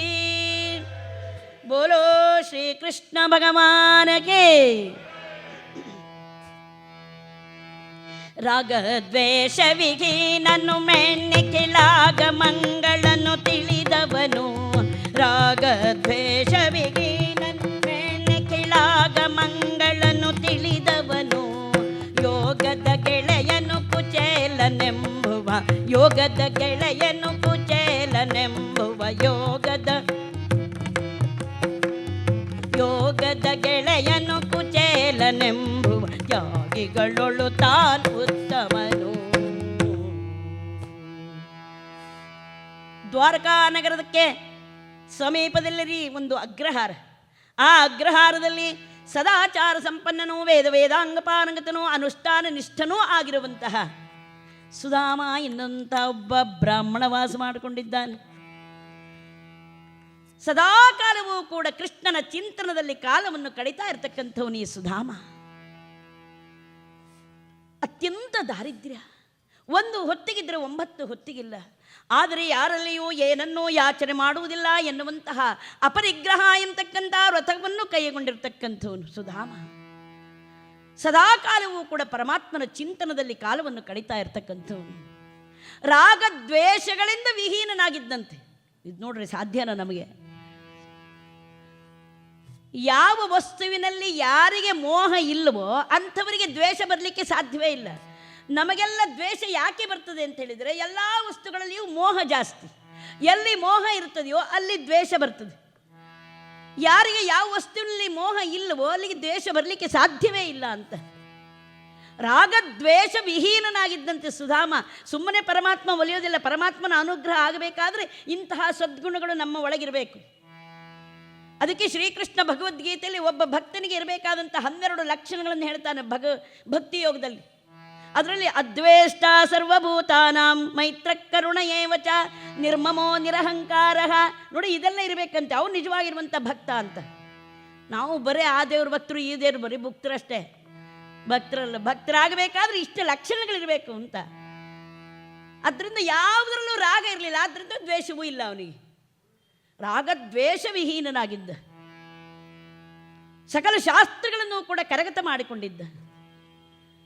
ನಿಖಿಳಾಗ ಮಂಗಳನು, ಎಲ್ಲ ಶಾಸ್ತ್ರಗಳು ಕೂಡ ಕರಗತವಾಗಿತ್ತು ಅವನಿಗೆ. ಬರೇ ಶಾಸ್ತ್ರಗಳ ಅಧ್ಯಯನ ಅಲ್ಲ, ಶಾಸ್ತ್ರದಲ್ಲಿ ಏನು ಹೇಳಿದೆಯೋ ಅದರಂತೆ ನಡೆದುಕೊಂಡಿದ್ದ. ಶಾಸ್ತ್ರಗಳೆಲ್ಲ ಇರೋದು ಹಾಗೆ. ಹೀಗೆ ಹೋಗು ಅಂತ ಒಂದು ಶಾಸ್ತ್ರ ನಮಗೆ ಅಲ್ವಾ.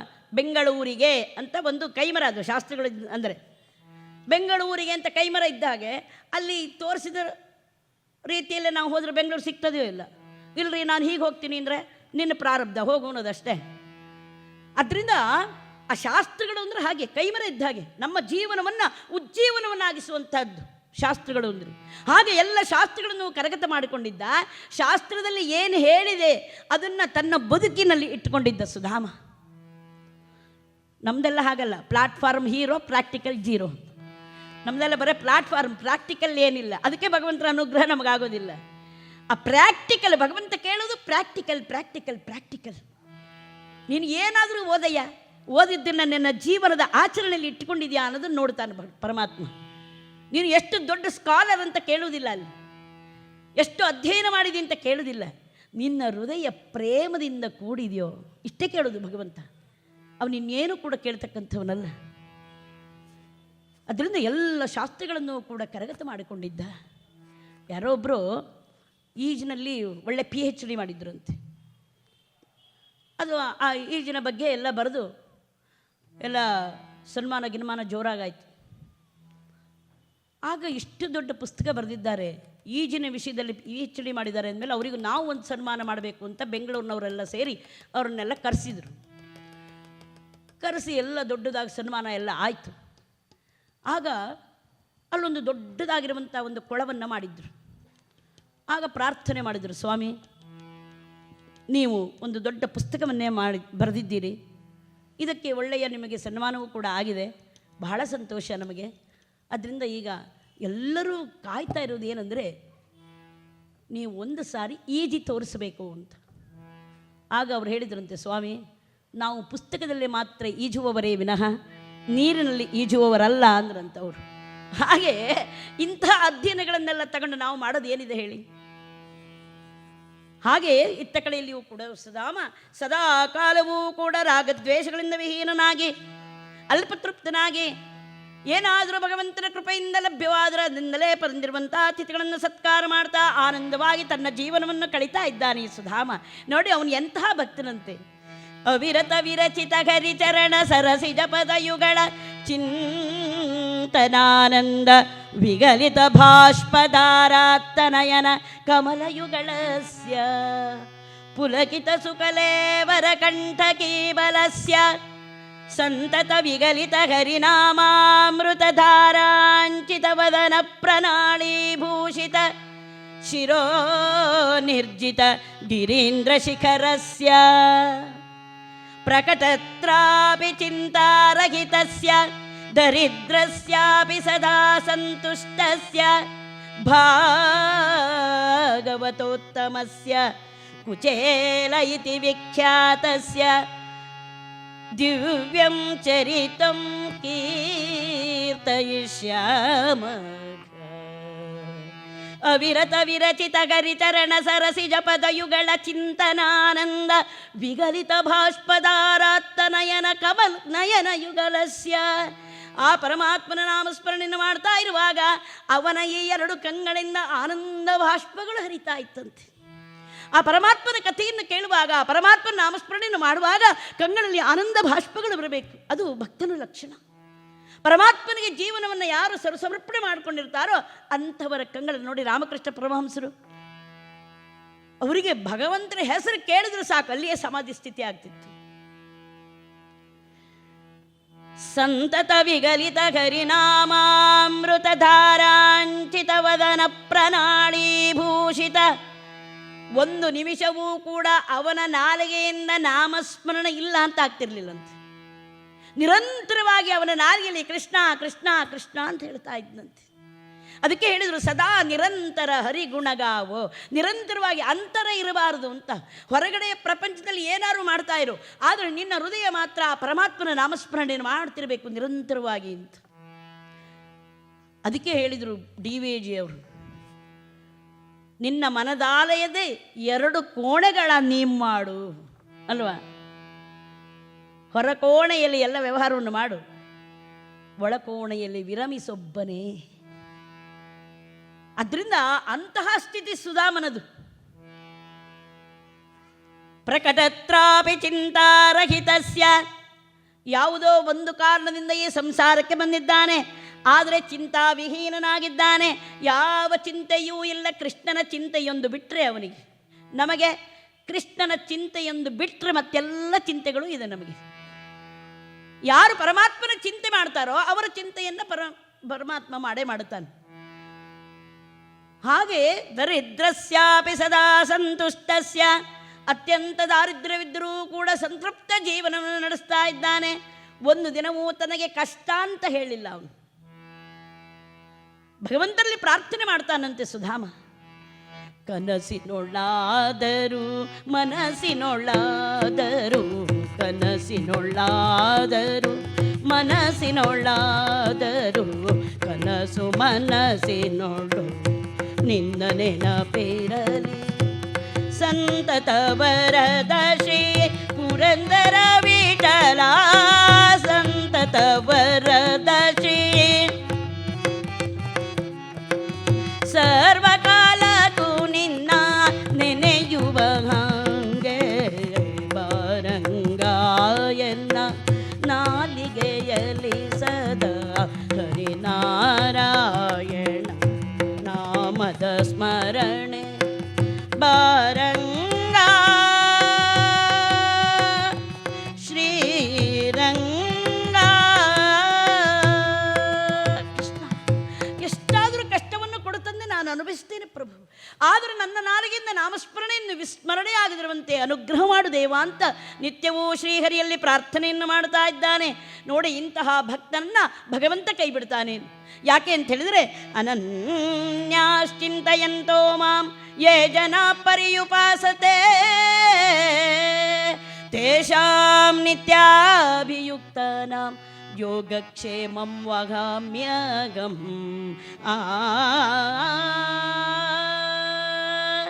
ಎಲ್ಲ ಎಲ್ಲ ಚಿಂತೆಯನ್ನು ದೂರೀಕರಿಸಿ ಯಾರು ಪರಮಾತ್ಮನ ಚಿಂತೆಯನ್ನು ಮಾಡ್ತಾರೋ ಅಂಥವರ ಯೋಗಕ್ಷೇಮವನ್ನು ನಾನೇ ನೋಡ್ಕೊಳ್ತೇನೆ ಅಂತ ಹೇಳಿಬಿಟ್ಟು ಭಗವಂತ ಹೇಳಿದ್ದಾನೆ.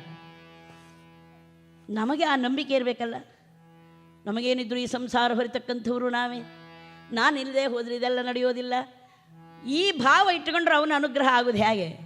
ಎಷ್ಟರ ಮಟ್ಟಿಗೆ ಅಂದರೆ ಉಸಿರಾಡೋದೇನಾದರೂ ಉಸಿರು ನಾವು ಆಡ್ತೀವಿ ಅಂದರೆ ಏನರ್ಥ? ತಾಂಡಾಗ ಆಸ್ಪತ್ರೆಗೆ ಸೇರಿಸು ಅಂತ. ಯಾಕೆಂದ್ರೆ ಉಸಿರಾಡುವುದು ಅಂದರೆ ಅದೊಂದು ಅನೈಚ್ಛಿಕ ಕ್ರಿಯೆ, ಒಳಗೆ ಹೋಗ್ತದೆ, ತಾನಾಗೆ ಹೊರಗೆ ಬರ್ತದೆ ಅಲ್ವಾ? ಹಾಗಾದರೆ ಈ ಜಗತ್ತಿನಲ್ಲಿ ನಾವು ಮಾಡೋದೇನಿದೆ?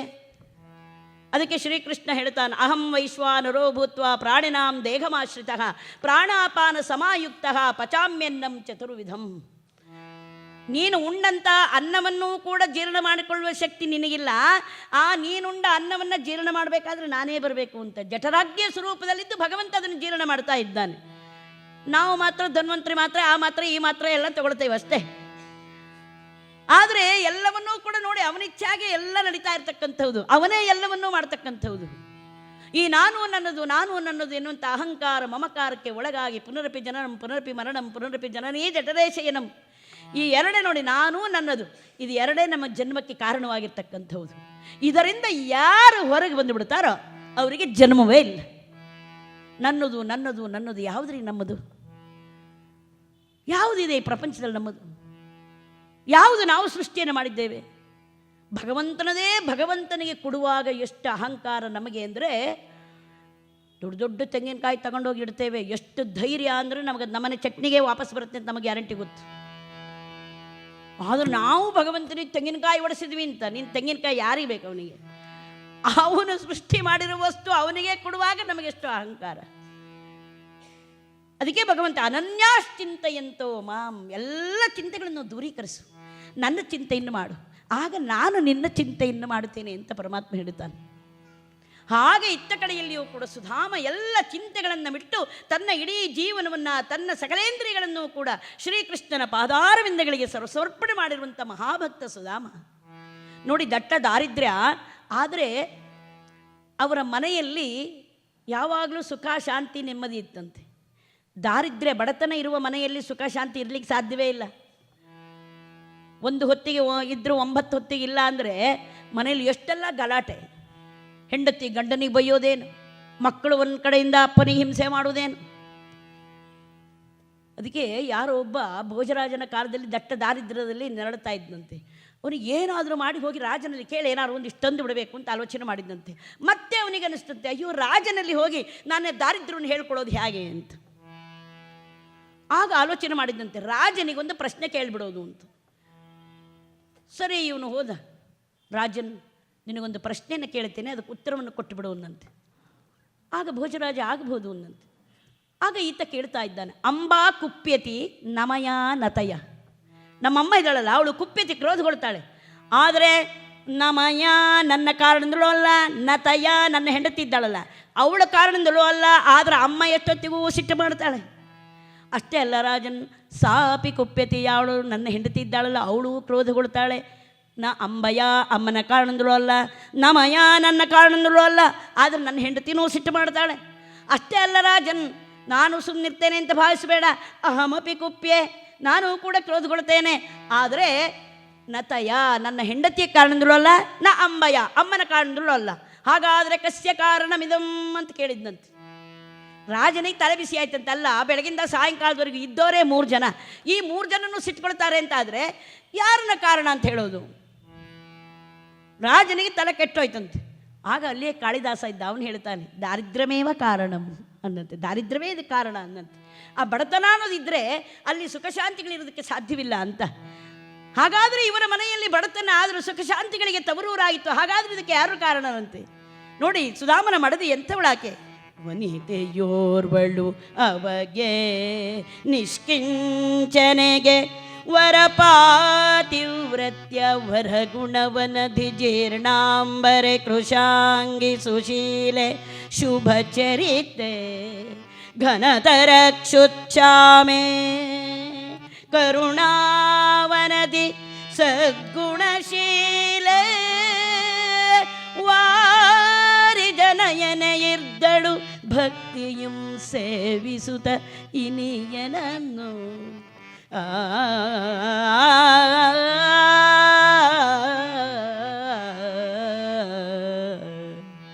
ಸುಶೀಲೆಯೂ ಕುಲೀನೆಯೂ ಆಗಿರುವಂಥ ಪತಿಭಕ್ತಿ ಪರಾಳಾಗಿರುವಂಥ ಕ್ಷುಚ್ಛಾಮಾದೇವಿ ತನ್ನ ಗಂಡನ ಮನೋಧರ್ಮವನ್ನು ಅರ್ಥ ಮಾಡಿಕೊಂಡು ತನ್ನ ಮಕ್ಕಳನ್ನು ಕೂಡ ಭಕ್ತಿ ಸಂಪನ್ನನಾಗಿ ಮಾಡ್ತಾ ಕೃಷ್ಣ ಪರವಾಗಿರುವಂಥ ಕಥೆಗಳನ್ನು ಹೇಳ್ತಾ ಅವರ ಹೃದಯದಲ್ಲಿ ಭಕ್ತಿಯ ಉದ್ದೀಪನವನ್ನು ಮಾಡ್ತಾ ತಾನೂ ಕೂಡ ಕೃಷ್ಣ ಸ್ಮರಣೆಯನ್ನು ಮಾಡ್ತಾ ಆನಂದವಾಗಿ ಕಾಲವನ್ನು ಕಳೀತಾ ಇದ್ದಾಳಂತೆ.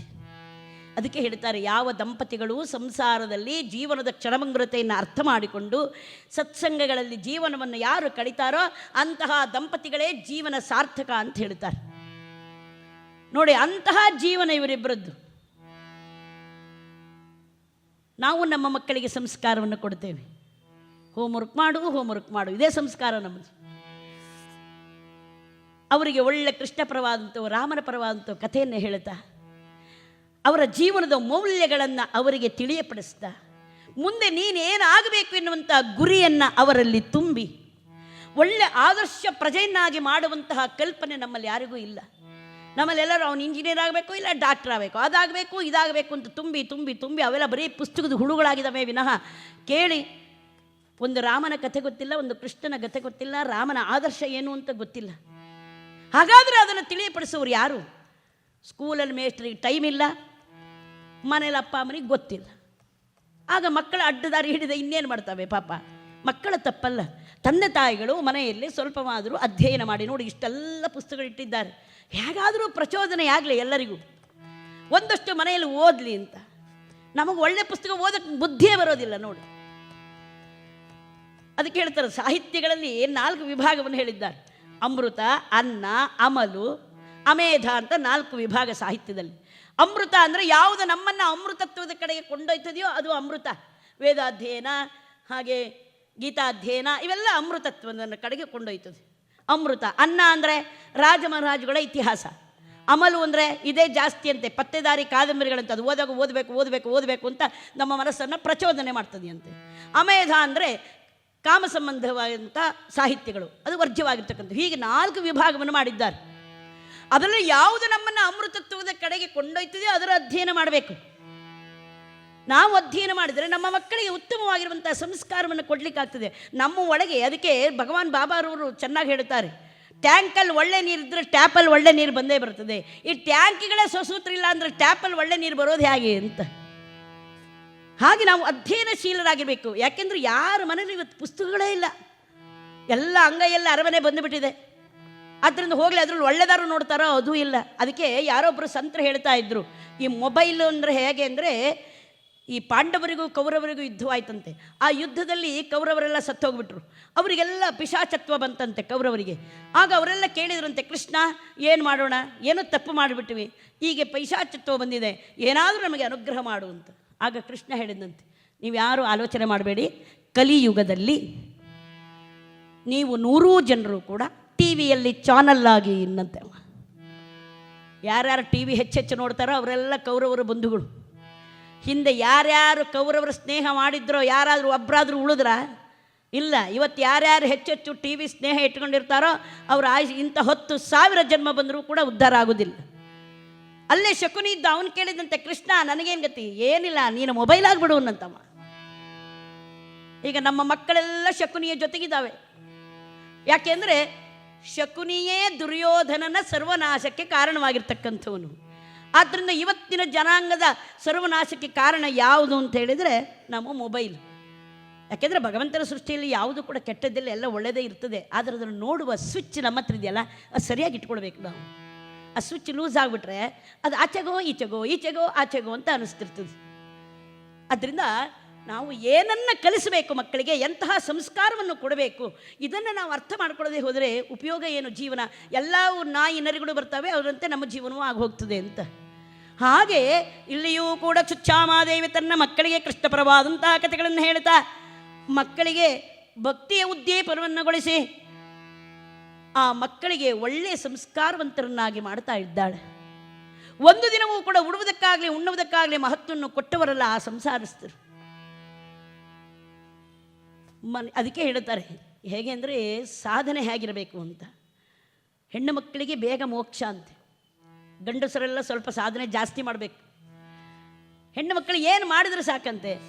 ಮನೆ ಮಧುರಾಪುರ ಪತಿ ಮಧುಸೂದನ, ಮನೆ ಮಧುರಾಪುರ ಪತಿ ಮಧುಸೂದನ, ಅತಿಥಿಗಳೇ ಸುಮನಸರು, ಮನೆ ಕಾರ್ಯಗಳೇ ಮಾಧವ ಸೇವೆಯು, ಮಾಧವ ಸೇವೆಯು, ಮಧುರ ನುಡಿಗಳೇ ಭಜನೆ, ಮನೆ ಮಧುರಾಪುರ. ಇದೆಲ್ಲ ಹಿಂದಿತ್ತು. ತನ್ನ ಮನೆಯನ್ನೇ ಮಧುರಾಪುರವನ್ನಾಗೋ ಕೈಲಾಸವನ್ನಾಗೋ ಮಾಡ್ಕೊಳ್ತಾ ಇದ್ರು. ತನ್ನ ಗಂಡನನ್ನೇ ಸಾಕ್ಷಾತ್ ಭಗವತ್ ಸ್ವರೂಪಿ ಅಂತ ಅವನನ್ನು ಸೇವೆ ಮಾಡ್ತಾ ಇದ್ರು. ಅವನು ಹೊಡಕನಾಗಲಿ ಕುಡುಕನಾಗಲಿ ಎಂಥವನೇ ಆಗಿರ್ತು. ಆದ್ದರಿಂದ ಅವನನ್ನು ಬಿಟ್ಟು ಹೋಗುವಂತಹ ಕೆಲಸ ಇರಲಿಲ್ಲ ಹಿಂದಿನವರಲ್ಲಿ. ಹಾಗೆ ಎಂತಹ ಪಾತಿವ್ರತ್ಯ ನೋಡಿ, ಎಂತಹ ಪತಿವ್ರತ್ಯರು. ಅದಕ್ಕೆ ಆದ್ದರಿಂದ ಸತಿ ಅನಸೂಯ ಅವ್ರ ದೇವಸ್ಥಾನ ಇದೆ ಅಲ್ವಾ. ಅವರಿಗೆಲ್ಲ ಎಂತಹ ಪಾತಿವ್ರತ್ಯ ಶಕ್ತಿ ಅಂತಕ್ಕಂಥದ್ದು ಎಂಥದಿತ್ತು ನೋಡಿ. ನಮ್ಮ ಭಾರತೀಯ ಸಂಸ್ಕೃತಿಯಿಂದ ಸಾಮಾನ್ಯವಾಗಿರ್ತಕ್ಕಂಥದ್ದಲ್ಲ. ಅವರಿಗೆಲ್ಲ ಎಂಥ ಒಂದು ಶಕ್ತಿ ಇತ್ತು. ಅದರಿಂದ ಬರೀ ಪತಿಯ ಸೇವೆ ಮಾಡೋದ್ರಿಂದ ಅವರಿಗೆ ಅಂತಹ ಶಕ್ತಿ ಇತ್ತು. ಸುಮತಿಯ ಗಂಡನಿಗೆ ಸೂರ್ಯೋದಯ ಆದರೆ ಅವನು ಸತ್ತೋಗ್ತಾನೆ ಅಂತ. ಆಗ ಸುಮತಿ ಹೇಳಿದ್ಳು, ಸೂರ್ಯ ನೀನು ಉದಯ ಆಗಲೇಬೇಡ ಅಂದ್ಲು. 3 ದಿನಗಳ ಕಾಲ ಸೂರ್ಯೋದಯವೇ ಇಲ್ಲ. ಜಗತ್ತೆಲ್ಲ ತತ್ತರಿಸಿ ಹೋಯಿತು. ಅವಳಿಗೆ ಎಂತಹ ಶಕ್ತಿ. ಅವಳ ಗಂಡ ಕುಷ್ಠರೋಗಿ, ಅವನು ಅಂಥವನ ಜೊತೆಗೆ ಅವಳು ಹೇಗೆ ಸಂಸಾರ ಮಾಡಿದ್ಲು. ಅವನು ಹೇಳಿದಾಗ ನಡ್ಕೊಂಡ್ಳು. ಆಗ ಸತಿ ಅನಸೂಯ ಹೇಳ್ತಾ ಇದ್ದಾಳೆ, ನಿನ್ನ ಗಂಡನಿಗೆ ಜೀವವನ್ನು ಪ್ರಾಣವನ್ನು ನಾನು ಕೊಡ್ತೇನೆ, ನಿನ್ನ ಶಾಪನ ವಾಪಸ್ ತಗೋ ಅಂತ. ಆಗ ಅವಳು ಶಾಪ ವಾಪಸ್ ತಗೊಂಡ್ಲು. ಸೂರ್ಯೋದಯ ಆಯಿತು. ಸುಮತಿಯ ಗಂಡ ಪ್ರಾಣಹೀನನಾಗಿದ್ದಾನೆ. ಅನಸೂಯೆ ತನ್ನ ಪಾತಿವ್ರತ್ಯ ಶಕ್ತಿಯಿಂದ ಅವಳ ಗಂಡನನ್ನು ಬದುಕಿಸ್ತಿದ್ಲು. ಅವರದ್ದೆಲ್ಲ ಕಥೆ ಇದೆ. 3 ದಿನ ಬಿಟ್ಟು ಹೋಗೋದವ್ರದ್ದು ಯಾರ್ದಾರೋ ಕಥೆ ಇದೆಯಾ ಕೇಳಿ, ಪುಸ್ತಕಗಳೇನಾದ್ರು ಇದೆಯಾ ಅಂತ. ಹಾಗಾದರೆ ನಮ್ಮ ಹಿಂದೂ ಸಂಸ್ಕೃತಿಯಲ್ಲಿ ಆ ಮದುವೆ ಎನ್ನುವಂತಹ ಆ ಪವಿತ್ರವಾಗಿರುವಂತಹ ಆ ಬಂಧನಕ್ಕೆ ಎಂತಹ ಒಂದು ಶಕ್ತಿ. ಅದಕ್ಕೆ ಹೇಳಿದರು, ಮನೆಗೆ ಬಂದಿರುವಂಥ ಅತಿಥಿಗಳನ್ನು ಸತ್ಕಾರ ಮಾಡ್ತಾ, ನಾಮಸ್ಮರಣೆಯನ್ನು ಮಾಡ್ತಾ, ಬಂದವರ ಜೊತೆಯಲ್ಲಿ ಮನೆಯಲ್ಲಿರುವವರ ಜೊತೆಯಲ್ಲಿ ಮೃದು ಮಧುರವಾಗಿ ಮಾತನಾಡಿದರೆ ಅದೇ ಭಜನೆ ಅಂತ ಹೆಣ್ಣು ಮಕ್ಕಳಿಗೆ. ಮತ್ತು ಭಜನಾ ಸಂಘ ಎಲ್ಲ ಬೇಡ. ಅಲ್ಲಿ ಹೋಗಿ 1 ಗಂಟೆ ಭಜನೆ ಮಾಡೋದು, ಮನೆಗೆ ಬಂದು 1 ಗಂಟೆ ಜಗಳ ಮಾಡೋದು. ಎಂತ ಮಾಡೋದು ಅದನ್ನು ತಗೊಂಡು? ಅದಲ್ಲ ಅಂತ ನೋಡಿ. ಇತ್ತ ಕಡೆಯಲ್ಲಿ ಕ್ಷುಚ್ಚಾಮಾದೇವಿ ಹಾಗೆ ಪರಮಾತ್ಮನ ನಾಮಸ್ಮರಣೆಯನ್ನು ಮಾಡ್ತಾ, ಕೃಷ್ಣನ ಕೃಪೆಯಿಂದೇನಾದರೂ ಲಭ್ಯವಾದರೆ ಬಂದಂಥ ಅತಿಥಿಗಳನ್ನು ಕೂಡ ಸತ್ಕಾರ ಮಾಡ್ತಾ ಆನಂದವಾಗಿ ತನ್ನ ಜೀವನವನ್ನು ಕಳೀತಾ ಇದ್ದಾಳೆ. ದಿನಗಳು ಕಳೀತಾ ಇದೆ. ಮನೆಯಲ್ಲಿ ಏನೂ ಕೂಡ ಅನ್ನ ಆಹಾರಾದಿಗಳು ಏನೂ ಕೂಡ ಇಲ್ಲ. ಹಸಿವೆಯಿಂದ ಮಕ್ಕಳೆಲ್ಲರೂ ಕೂಡ ಬಳಲ್ತಾ ಇದ್ದಾರೆ. ಅಮ್ಮ ಹಸಿವಾಗ್ತಾ ಇದೆ ಅಂತ ಒಂದು ಪುಟ್ಟ ಮಗು ಬಂದರೆ ಇನ್ನೊಂದು ಮಗು ಹಸಿವನ್ನು ತಡೆಯಲಾರದೆ, ಅಮ್ಮ ಅಡುಗೆ ಮನೇಲಿ ಏನಾದರೂ ಇಟ್ಟಿದ್ದೀರಮ್ಮ, ಅಮ್ಮ ಎಲ್ಲಾದರೂ ಹೋಗಿ ಏನಾದರೂ ಕೊಡಮ್ಮ ಅಂತೇಳಿಬಿಟ್ಟು ಇನ್ನೊಂದು ಮಗು ಬಂದು ಆಕೆ ಸೆರಗನ್ನು ಹಿಡಿದು ಕರ್ಕೊಂಡು ಹೋಗ್ತಾ ಇದೆ. ಮತ್ತೊಂದು ಮಗು ಹಸಿವನ್ನು ತಡೆಯಲಾರದೆ ಅವಳ ಪಾದಾರ ವಿಂದಗಳ ಕಡೆಯಲ್ಲಿ ಹೊರಡಾಡ್ತಾ ಇದೆ. ಅಮ್ಮ ಹಸಿವಾಗ್ತಾ ಇದೆಯಮ್ಮ, ಇನ್ನೊಂದು ಕ್ಷಣ ಆದರೂ ಜೀವನ ಇಲ್ಲದಮ್ಮ, ಅಮ್ಮ ಎಲ್ಲಾದರೂ ಹೋಗಿ ಏನಾದರೂ ತಂದು ಕೊಡು. 1-2 ಮಕ್ಕಳು ಆಲೋಚನೆ ಮಾಡ್ತಾ ಇದ್ದಾಳೆ. ಮಕ್ಕಳೇ, ಹಸಿವು ಹಸಿವು ಅಂತ ಹೇಳಬೇಡಿಯಪ್ಪ, ಕೃಷ್ಣ ರಾಮ ಗೋವಿಂದ ಅಂತ ಹೇಳಿಯಪ್ಪ, ಹೊಟ್ಟೆ ತುಂಬುತ್ತದೆಯಪ್ಪ. ಅಮ್ಮ ಏನು ಹೇಳ್ತಾ ಇದ್ದೀವಿ, 3 ದಿನಗಳು ಕಳೆದು ಹೋಯ್ತಲ್ಲಮ್ಮ, ಇನ್ನೊಂದು ಕ್ಷಣವಾದರೆ ಜೀವನ ಇಲ್ಲದಮ್ಮ, ಅಮ್ಮ ಎಲ್ಲಾದರೂ ಹೋಗಿ ಏನಾದರೂ ತಂದು ಕೊಡು. ಆಲೋಚನೆ ಮಾಡ್ತಾ ಇದ್ದಾಳೆ ಕ್ಷುಚ್ಛಾಮಾದೇವಿ. ಕೃಷ್ಣ, ಎಂತಹ ಸ್ಥಿತಿಯನ್ನು ನಮಗೆ ತಂದೊಡ್ಡಿದೆಯೋ ಭಗವಂತ, ನಮಗಾಗಿ ಆದರೂ ಬೇಡವೋ, ಈ ಮಕ್ಕಳ ಅಳಲನ್ನಾದರೂ ನೋಡಿ, ಮಕ್ಕಳಿಗಾಗಿ ಆದರೂ ಏನಾದರೂ ಕರುಣಿಸಬಾರದೇನೋ ದೇವ. ಈ ಸ್ಥಿತಿಗೆ ಈ ದಾರಿದ್ರ್ಯವೇ ಕಾರಣವಲ್ವೇ? ಈ ದಾರಿದ್ರ್ಯವನ್ನು ಕಳೆಯುವ ಬಗೆ ಹೇಗೆ? ಆಲೋಚನೆ ಮಾಡ್ತಾ ಇದ್ದಾಳೆ. ನನ್ನ ಪತಿಯನ್ನು ಉಪಾಯಾಂತರದಿಂದ ದ್ವಾರಕೆಗೆ ಕಳಿಸಿದರೆ ಆ ಪ್ರಭು ಕೃಷ್ಣನ ದರ್ಶನವಾದರೆ ನಮಗೆ ದಾರಿದ್ರ್ಯ ಉಳಿತದೆಯೇ? ಇದೇ ಸರಿಯಾದ ಮಾರ್ಗ ಅಂತ ಹೇಳಿಬಿಟ್ಟು ಆಲೋಚನೆ ಮಾಡಿ ತನ್ನ ಪತಿಯನ್ನು ಕೃಷ್ಣನಲ್ಲಿಯೇ ಕಳಿಸಬೇಕು ಅಂತ ಹೇಳಿಬಿಟ್ಟು ಆಲೋಚನೆ ಮಾಡಿ ಬರ್ತಾ ಇದ್ದಾಳೆ. ಇತ್ತ ಕಡೆಯಲ್ಲಿ ಶ್ರೀಕೃಷ್ಣ, ಆ ಸುಧಾಮ ಆ ಕೃಷ್ಣ ಮಂದಿರದಲ್ಲಿ ಆ ಕೃಷ್ಣನ ದಿವ್ಯವಾಗಿರುವಂತಹ ಮಂಗಳ ವಿಗ್ರಹದ ಮುಂಭಾಗದಲ್ಲಿ ಪದ್ಮಾಸನವನ್ನು ಬಲಿದು ಕಣ್ಣೆಗಳನ್ನು ಮುಚ್ಚಿ ಆ ತನ್ನ ಚಿತ್ತವೆಂಬ ಭಿತ್ತಿಯಲ್ಲಿ ವೇಣುನಾದ ವಿಶಾರದನಾಗಿರುವಂತಹ ಪ್ರಭು ಶ್ರೀಕೃಷ್ಣನನ್ನು ಚಿತ್ರಿಸಿಕೊಂಡು ಪ್ರಾರ್ಥನೆ ಮಾಡ್ತಾ ಇದ್ದಾಳೆ. ರಕ್ಷಿಸೆನ್ನ ಪದ್ಮಾಕ್ಷ ತ್ರಿಜಗದಾಧ್ಯಕ್ಷ ಖಳ ಜನರ ಶಿಕ್ಷ ಪಾಂಡವರ್ ಪಕ್ಷ ಕರುಣೆಯ ಕಟಾಕ್ಷದಿಂದಲಿ ಈಕ್ಷಿಸುತ್ತ ಪೊರೆ ಪಕ್ಷಿವಾಗನ ರಕ್ಷಿಸು ಶ್ರೀಶ ಶ್ರೀನಿವಾಸ ರಕ್ಷ ರಕ್ಷಿಸು ಶ್ರೀಶ ಶ್ರೀನಿವಾಸ. ಕೊಂಚಮತಿಯಲಿ ಕುಜನರ ಸೇರಿ ಸಂಚರಿಸುತ್ತಲಿ ದೀನನಾದೆ.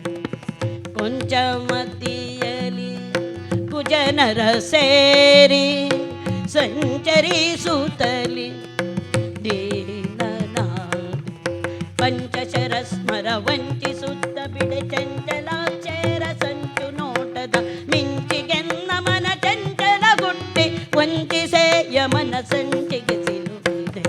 ರಕ್ಷಿಸು ಶ್ರೀಶ ಶ್ರೀನಿವಾಸ ರಕ್ಷಿಸು ಶ್ರೀಶ ಶ್ರೀನಿವಾಸ. ಬೋಲೋ ಶ್ರೀಕೃಷ್ಣ ಭಗವಾನ ಕೀ. ಹೀಗೆ ಪ್ರಾರ್ಥನೆಯನ್ನು ಮಾಡ್ತಾ ಇದ್ರೆ ಚುಚ್ಚಾಮಾದೇವಿ ಬಂದವಳೆ ಸ್ವಾಮಿ ಅಂತ ಕರಿತಾ ಇದ್ದಾಳೆ. ಕಣ್ತೆರೆದು ನೋಡಿದ, ಮಡದಿ ನಿಂತುಕೊಂಡಿದ್ದಾಳೆ. ಆರ್ಯೆ ಇದೇನಿದು? ಆ ಕೃಷ್ಣನ ಸುಂದರ ಬಂಧುರ ಪದಾರವಿಂದಗಳಲ್ಲಿ ನಾನು ವಿಹಾರ ಮಾಡ್ತಾ ಇದ್ದೆ, ನೀನೇಕೆ ಕರೆದೆ? ಸ್ವಾಮಿ, ಈಗಾಗಲೇ 2-3 ದಿನಗಳು ಕಳೆದು ಹೋಯಿತು. ಮನೆಯಲ್ಲಿ ಅನ್ನ ಆಹಾರಾದಿಗಳು ಏನೂ ಕೂಡ ಇಲ್ಲ. ಯಾರಾದರೂ ಅತಿಥಿಗಳು ಬಂದರೆ ಅವರನ್ನು ಸತ್ಕರಿಸಲಾರದಂಥ ಸ್ಥಿತಿ ನಮಗೆ ಪ್ರಾಪ್ತವಾಗಿದೆ ಸ್ವಾಮಿ.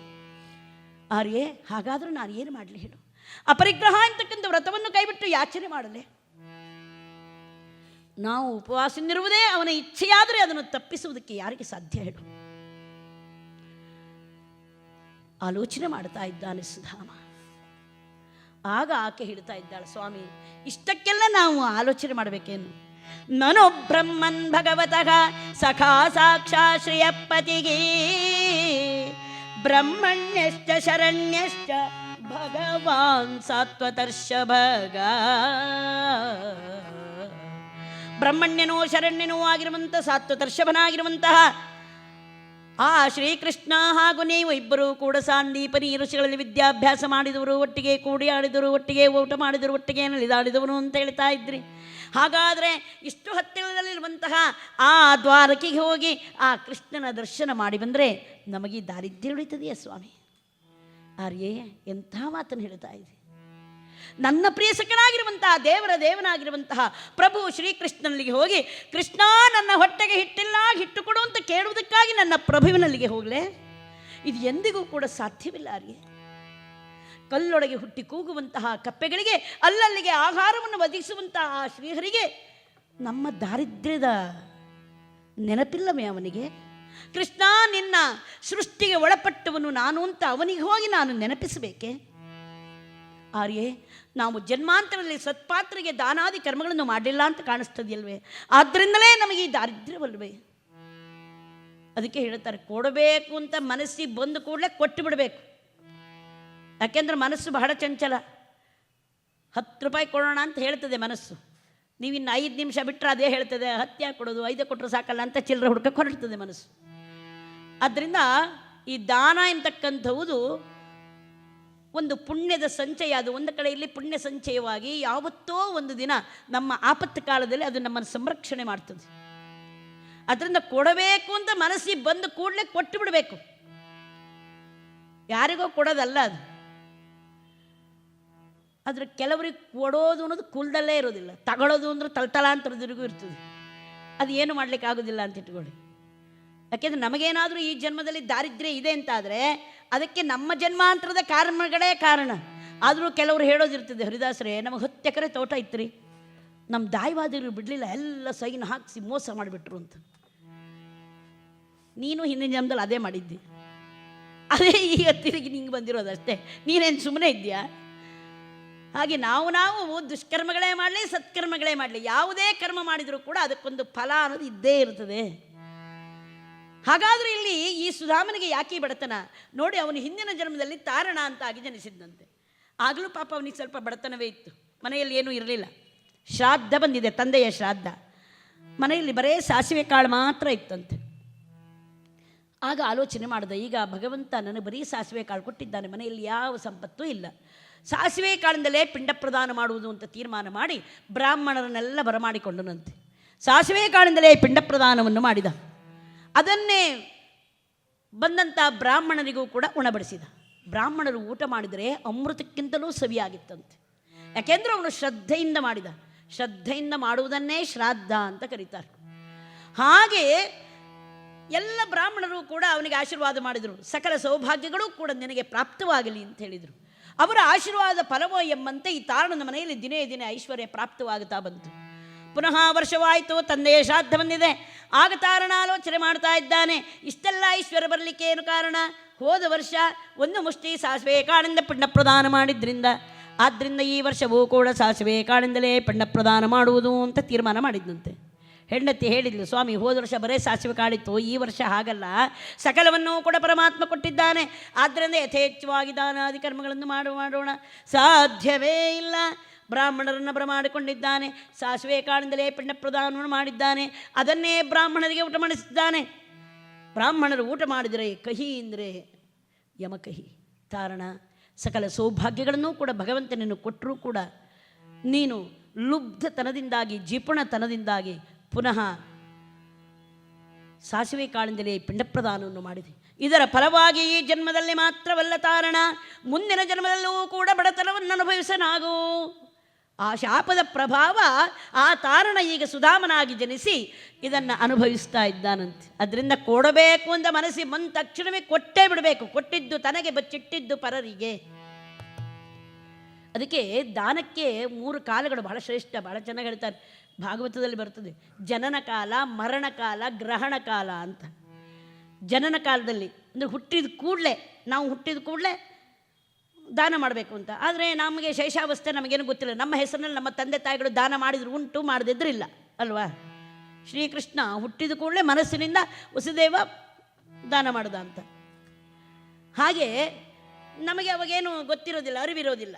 ಅವರೆಲ್ಲ ದಾನ ಮಾಡಿದರೆ ನಮಗುಂಟು ಇಲ್ಲ. ಜನನ ಕಾಲ. ಮರಣ ಕಾಲದಲ್ಲಿ ನಮ್ಮ ಬುದ್ಧಿ ಯಾವ ಥರ ಇರ್ತದೆಯೋ ಗೊತ್ತಿಲ್ಲ. ಎಷ್ಟೆಷ್ಟು ವರ್ಷ ನಾವು ಬುದ್ಧಿನ ಇಲ್ಲದೇ ಬದುಕ್ತೀವೋ, ಯಾಕೆಂದರೆ ಬುದ್ಧಿ ಸ್ವಾಧೀನ ಇಲ್ಲದೆ ಹೋದರೆ ಮುಗಿದೋಯ್ತು. ಆದ್ದರಿಂದ ಮರಣ ಕಾಲದಲ್ಲೂ ಕೂಡ ನಾವು ದಾನ ಮಾಡ್ತೇವೆ ಅನ್ನೋದಕ್ಕೇನು ಗ್ಯಾರಂಟಿ ಇಲ್ಲ. ಗ್ರಹಣ ಕಾಲ. ದಶರಥ ಗ್ರಹಣ ಕಾಲದಲ್ಲಿ ದಾನ ಮಾಡಬೇಕು ಅಂಥೇಳಿ 60,000 ವರ್ಷ ಕಾದಿದ್ದಂತೆ. ನಮಗೆ 1 ವರ್ಷಕ್ಕೆ 60 ಗ್ರಹಣ ಬಂದರೂ ಕ್ಯಾರೇ ಇಲ್ಲ. ಆ ಗ್ರಹಣ ಕಾಲದಲ್ಲಿ ಸ್ವಲ್ಪವೇ ದಾನ ಮಾಡಿದರೂ ಕೂಡ ಅದು ಇಮ್ಮಡಿ ಆಗ್ತದೆ ಅಂತ. ಹಾಗೆ ಇಲ್ಲಿಯೂ ಕೂಡ ಸುಧಾಮ ಆಲೋಚನೆ ಮಾಡ್ತಾ ಇದ್ದಾನೆ. ಜನ್ಮಾಂತರದಲ್ಲಿ ಸತ್ಪಾತ್ರಿಗೆ ದಾನಾದಿ ಕರ್ಮಗಳನ್ನು ಮಾಡಲಿಲ್ಲ ಅಂತ ಕಾಣಿಸ್ತದೆ, ಆದ್ದರಿಂದಲೇ ನಮಗೆ ದಾರಿದ್ರ್ಯವಲ್ವೇ? ಹಾಗಾದರೆ ಈ ದಾರಿದ್ರ್ಯವನ್ನು ಕಳೆಯುವ ಬಗ್ಗೆ ಹೇಗೆ ಅಂತ ಆಲೋಚನೆ ಮಾಡ್ತಾ ಇದ್ದಾನೆ.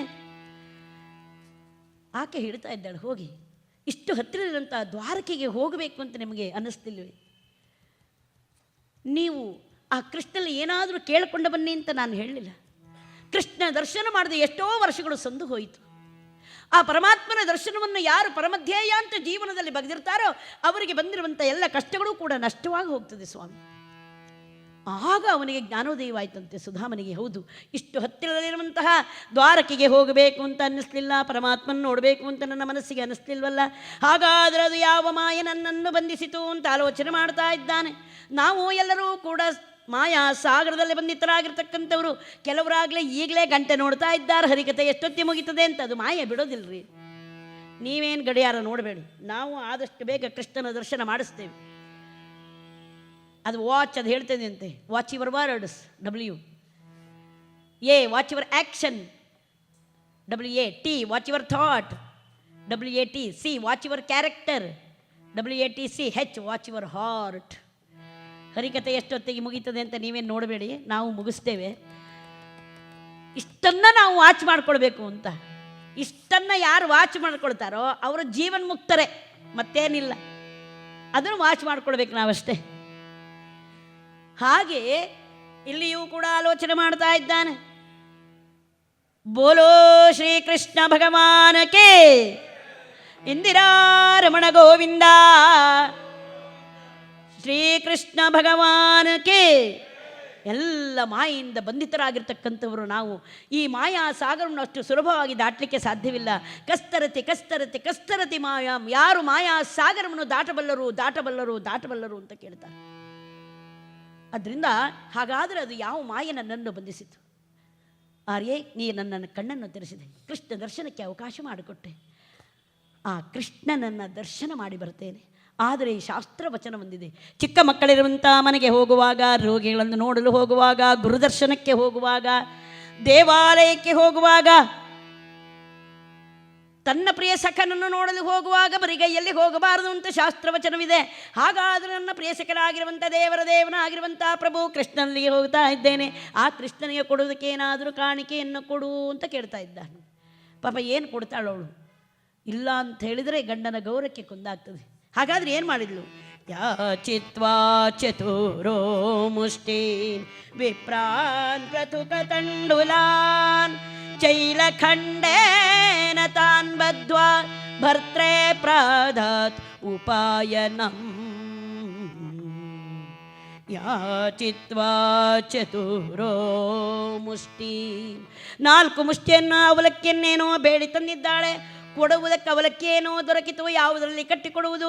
ಚಿಂದಿಯಾದ ಬಟ್ಟೆಯನ್ನೇ 10 ಮಡಕೆಯನ್ನು ಮಾಡಿದ್ದಾಳೆ. ಅದರಲ್ಲಿ 4 ಮುಷ್ಟಿ ಅವಲಕ್ಕಿನಿಟ್ಟಿದ್ದಾಳಂತೆ. ಧರ್ಮ, ಅರ್ಥ, ಕಾಮ, ಮೋಕ್ಷ ಎನ್ನುವಂತಹ ಚತುರ್ವಿಧ ಫಲಪುರುಷಾರ್ಥಗಳನ್ನು ಪಡೆಯುವುದಕ್ಕೋ ಎಂಬಂತೆ ಈ 4 ಮುಷ್ಟಿ ಅವಲಕ್ಕಿನಿಟ್ಟಿದ್ದಾಳಂತೆ. ಗಂಟನ್ನು ಕಟ್ಟಿದ್ದಾಳಂತೆ. ಯಾಕೆಂದರೆ ಅವಲಕ್ಕಿಯನ್ನು ಕಟ್ಟುವುದಕ್ಕೂ ಬಟ್ಟೆ ಇಲ್ಲ, ಅಷ್ಟು ದಾರಿದ್ರ್ಯ. ಶುಚ್ಚಾಮಾದೇವಿ ಸೀರೆ ಹುಟ್ಟಿದ್ಲಂತೆ. ಆ ಸೀರೆ ಎಲ್ಲ ಅಲ್ಲಲ್ಲಲ್ಲೇ ತ್ಯಾಪೆ ಹಾಕಿ ಗಂಟು ಹಾಕಿ ಹುಟ್ಟಿದ್ಲಂತೆ. ಸೀರೆ ತುಂಬ ಗಂಟೆ. ನಮ್ಮ ಹೆಣ್ಣು ಮಕ್ಕಳ ಮೇಲೆ ಕೇಳಿ, ಗಂಟಿನ ತುಂಬ ಸೀರೆ. ನೀವು ಯಾವ ಬೀರು ತೆಗೀರಿ, ಯಾವ ಬ್ಯಾಗ್ ತೆಗೀರಿ, ಅದರೊಳಗೆಲ್ಲ ಬರೇ ನಮ್ಮ ಬಟ್ಟೆನೇ ಸೀರೆನೇ ಬಿಟ್ಟರೆ. ಯಾಕೆಂದರೆ ನಮಗೆ ಎಷ್ಟು ಬೇಕು ಅನ್ನೋಂಥ ಕಲ್ಪನೆ ಇಲ್ಲ. ಬೇಕಿದೆ ಇನ್ನೊಂದು ಬೇಕೆನ್ನುತ್ತಾ ಒಬ್ಬಿಡುತ್ತಲ್ಲಿ ಇಹಘಟನವನ್ನಿದನು ಏಕೆಂದು ಸೃಜಿಸಿದನೋ ಅಲ್ವಾ? ಸಾಕಿನಿಪ್ಪದೆಂದಿಗೆಲ್ಲೂ ಮಂಕುತಿಮ್ಮ. ಯಾವತ್ತು ಸಾಕು ಅಂತ ಬರ್ತದೆಯೋ ನೋಡಿ, ಅವಾಗ ಆನಂದವಾಗಿರ್ತೇವೆ. ಎಲ್ಲಿಯವರೆಗೆ ಬೇಕು ನಿನ್ನ ಬೇಕುಗಳಿಗೆ ಎಲ್ಲಿಯವರೆಗೆ ನೀನು ಬ್ರೇಕ್ ಹಾಕುವುದಿಲ್ವೋ ಅಲ್ಲಿಯವರೆಗೂ ನೀನು ಆನಂದವಾಗಿರಲಿಕ್ಕೆ ಸಾಧ್ಯವಿಲ್ಲ. ಆದ್ದರಿಂದ ಸಾಕು ಅನ್ನೋದು ಬರಬೇಕು. ನಮಗೆ ಎಷ್ಟು ಬೇಕಿಲ್ಲ ಜೀವನದಲ್ಲಿ, ಬಟ್ಟೆ ಆಗಲಿ ಊಟಕ್ಕಾಗಲಿ ಎಷ್ಟು ಬೇಕು, ನಮಗೆ ಪರಿಕಲ್ಪನೆಯೇ ಇಲ್ಲ. ಒಟ್ಟು ಹೋಗೋದಪ್ಪ ತರುವುದಪ್ಪ, ಬೀರು ಒಳ ಸೇರಿಸಿಡುವುದು. ಆಯುಸ್ ಎಷ್ಟು ಅಂತ ಗೊತ್ತಿಲ್ಲ, ಅದಿಷ್ಟು ಹುಟ್ಟು ಸತ್ತು ಹೋಗ್ತೇವೋ ಇಲ್ಲವೋ ಗೊತ್ತಿಲ್ಲ. ಚಿಂತನೆ ಮಾಡಬೇಕು, ಆ ಚಿಂತನೆಯೇ ನಮ್ಮೊಳಗಿಲ್ಲ. ಹಾಗೆಯೇ ಇಲ್ಲಿಯೂ ಕೂಡ ಚಿಂದಿಯಾದ ಬಟ್ಟೆಯನ್ನೇ 10 ಮಡಕೆಯನ್ನು ಮಾಡಿದ್ದಾಳೆ. ಅದರಲ್ಲಿ 4 ಮುಷ್ಟಿ ಅವಲಕ್ಕಿಯನ್ನಿಟ್ಟಿದ್ದಾಳೆ. ಚತುರ್ಥ ಫಲ ಪುರುಷಾರ್ಥಗಳನ್ನು ಪಡೆಯುವುದಕ್ಕೋ ಎಂಬಂತೆ ಆ 4 ಮುಷ್ಟಿ ಅವಲಕ್ಕಿಯನ್ನು ಕಟ್ಟಿ ಗಂಡನ ಕೈಲಿಟ್ಟಿದ್ದಾಳೆ. ಸ್ವಾಮಿ, ನಿಮ್ಮ ಪ್ರಿಯಸಕನಾಗಿರುವಂತಹ ದೇವನಾಗಿರುವಂತಹ ಪ್ರಭು ಶ್ರೀಕೃಷ್ಣನಿಗೆ ಅದನ್ನು ಕೊಡಿ ಅಂತ ಕೊಟ್ಟಿದ್ದಾಳೆ. ಆರ್ಯೆ, ನಾನು ಬರುವವರೆಗೂ ಕೃಷ್ಣ ಸ್ಮರಣೆಯನ್ನು ಯಾರೂ ಕೂಡ ಮರಿಬೇಡಿ. ಆದಷ್ಟು ಬೇಗ ಆ ಪ್ರಭುವಿನ ದರ್ಶನವನ್ನು ಮಾಡಿಕೊಂಡು ಬರ್ತೇನೆ ಅಂತ ಹೇಳ್ತಾ ಆ ಕೃಷ್ಣನ ಗುಣಗಾನವನ್ನು ಮಾಡ್ತಾ ಸುಧಾಮ ದ್ವಾರಕೆಯತ್ತ ಬರ್ತಾ ಇದ್ದಾನೆ. ಕೌಸ್ತುಭಧಾರಿ ಗರುಡ ವಿಹಾರಿ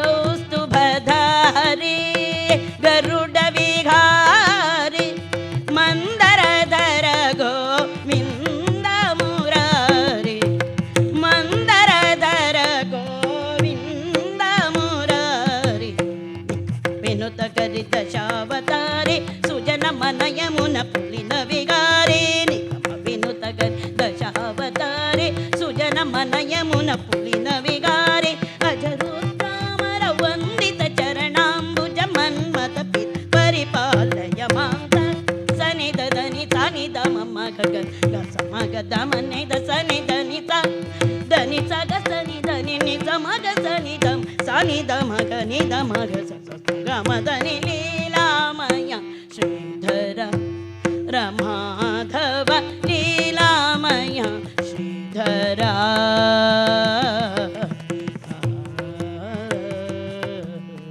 बोलो श्री कृष्ण भगवान की. हे कृष्ण माधव मुकुंद ಮುರಳೀಧರ ಅವ್ಯಯ ಪ್ರಮೇಯ ಅಂತ ಹೇಳಿದ ಕೃಷ್ಣನಾಮ ಸಂಕೀರ್ತನೆಯನ್ನು ಮಾಡ್ತಾ ಅನೇಕ ನದಿಯನದ ಪರ್ವತಗಳೆಲ್ಲವನ್ನೂ ಕೂಡ ದಾಟಿ ತತಸ್ತಸ್ಯಾಂ ನಾಗ ಪುನ್ನಾಗ ತಾಲ ಹಿಂತಾಲ ತಮಾಲ ಕೃತಮಾಲ ಸರಳಬಕಲ ವಂಜುಲ ತಿಲಕಾಮಲಕ ಕುಡಿದಲಿತ ಕಕ್ಕೋಲ ಅಂಕೋಲ ವಂಗ ವಿಕಂಗತ ಕೇತಕೀ ಕದಂಬ ಔದುಂಬರಕ ಬಿತ್ತಾಶ್ವತ್ಥ ಕುರುಬಕ ಮರುಬಕ ಮಾಕಂದ ಕುಂದ ತಿಂದುಕ ಚಂದನ ಚಂದನ ಚಂಪಕ ಚಾಂಪೇಯ ಮುಂತಾಗಿರ್ತಕ್ಕಂತಹ ವೃಕ್ಷರಾಜಿಗಳಿಂದ ಕಂಗೊಳಿಸುವಂತಹ ಎಲ್ಲ ಕಾಡು ಮೇಡುಗಳನ್ನು ದಾಟಿ ಸುಧಾಮ ದ್ವಾರಕೆಯತ್ತ ಬರ್ತಾ ಇದ್ದ. ದ್ವಾರಕಾನಗರ ಒಂದು ಸುಂದರವಾಗಿರುವಂತಹ ದ್ವೀಪ ಸಮುದ್ರದ ಮಧ್ಯಭಾಗದಲ್ಲಿದೆ. ಆ ದ್ವಾರಕೆಯನ್ನು ಸೇರಬೇಕಾದ್ರೆ ಈ ಜಲರಾಶಿಯನ್ನು ದಾಟಿಕೊಂಡು ಬರಬೇಕು. ಭವಸಾಗರವನ್ನು ದಾಟಿಸುವಂತಹ ಪ್ರಭು ನನ್ನಿಂದ ಈ ಜಲಸಾಗರವನ್ನು ದಾಟಿಸಿಕೊಡಲಾರನ್ನೇ.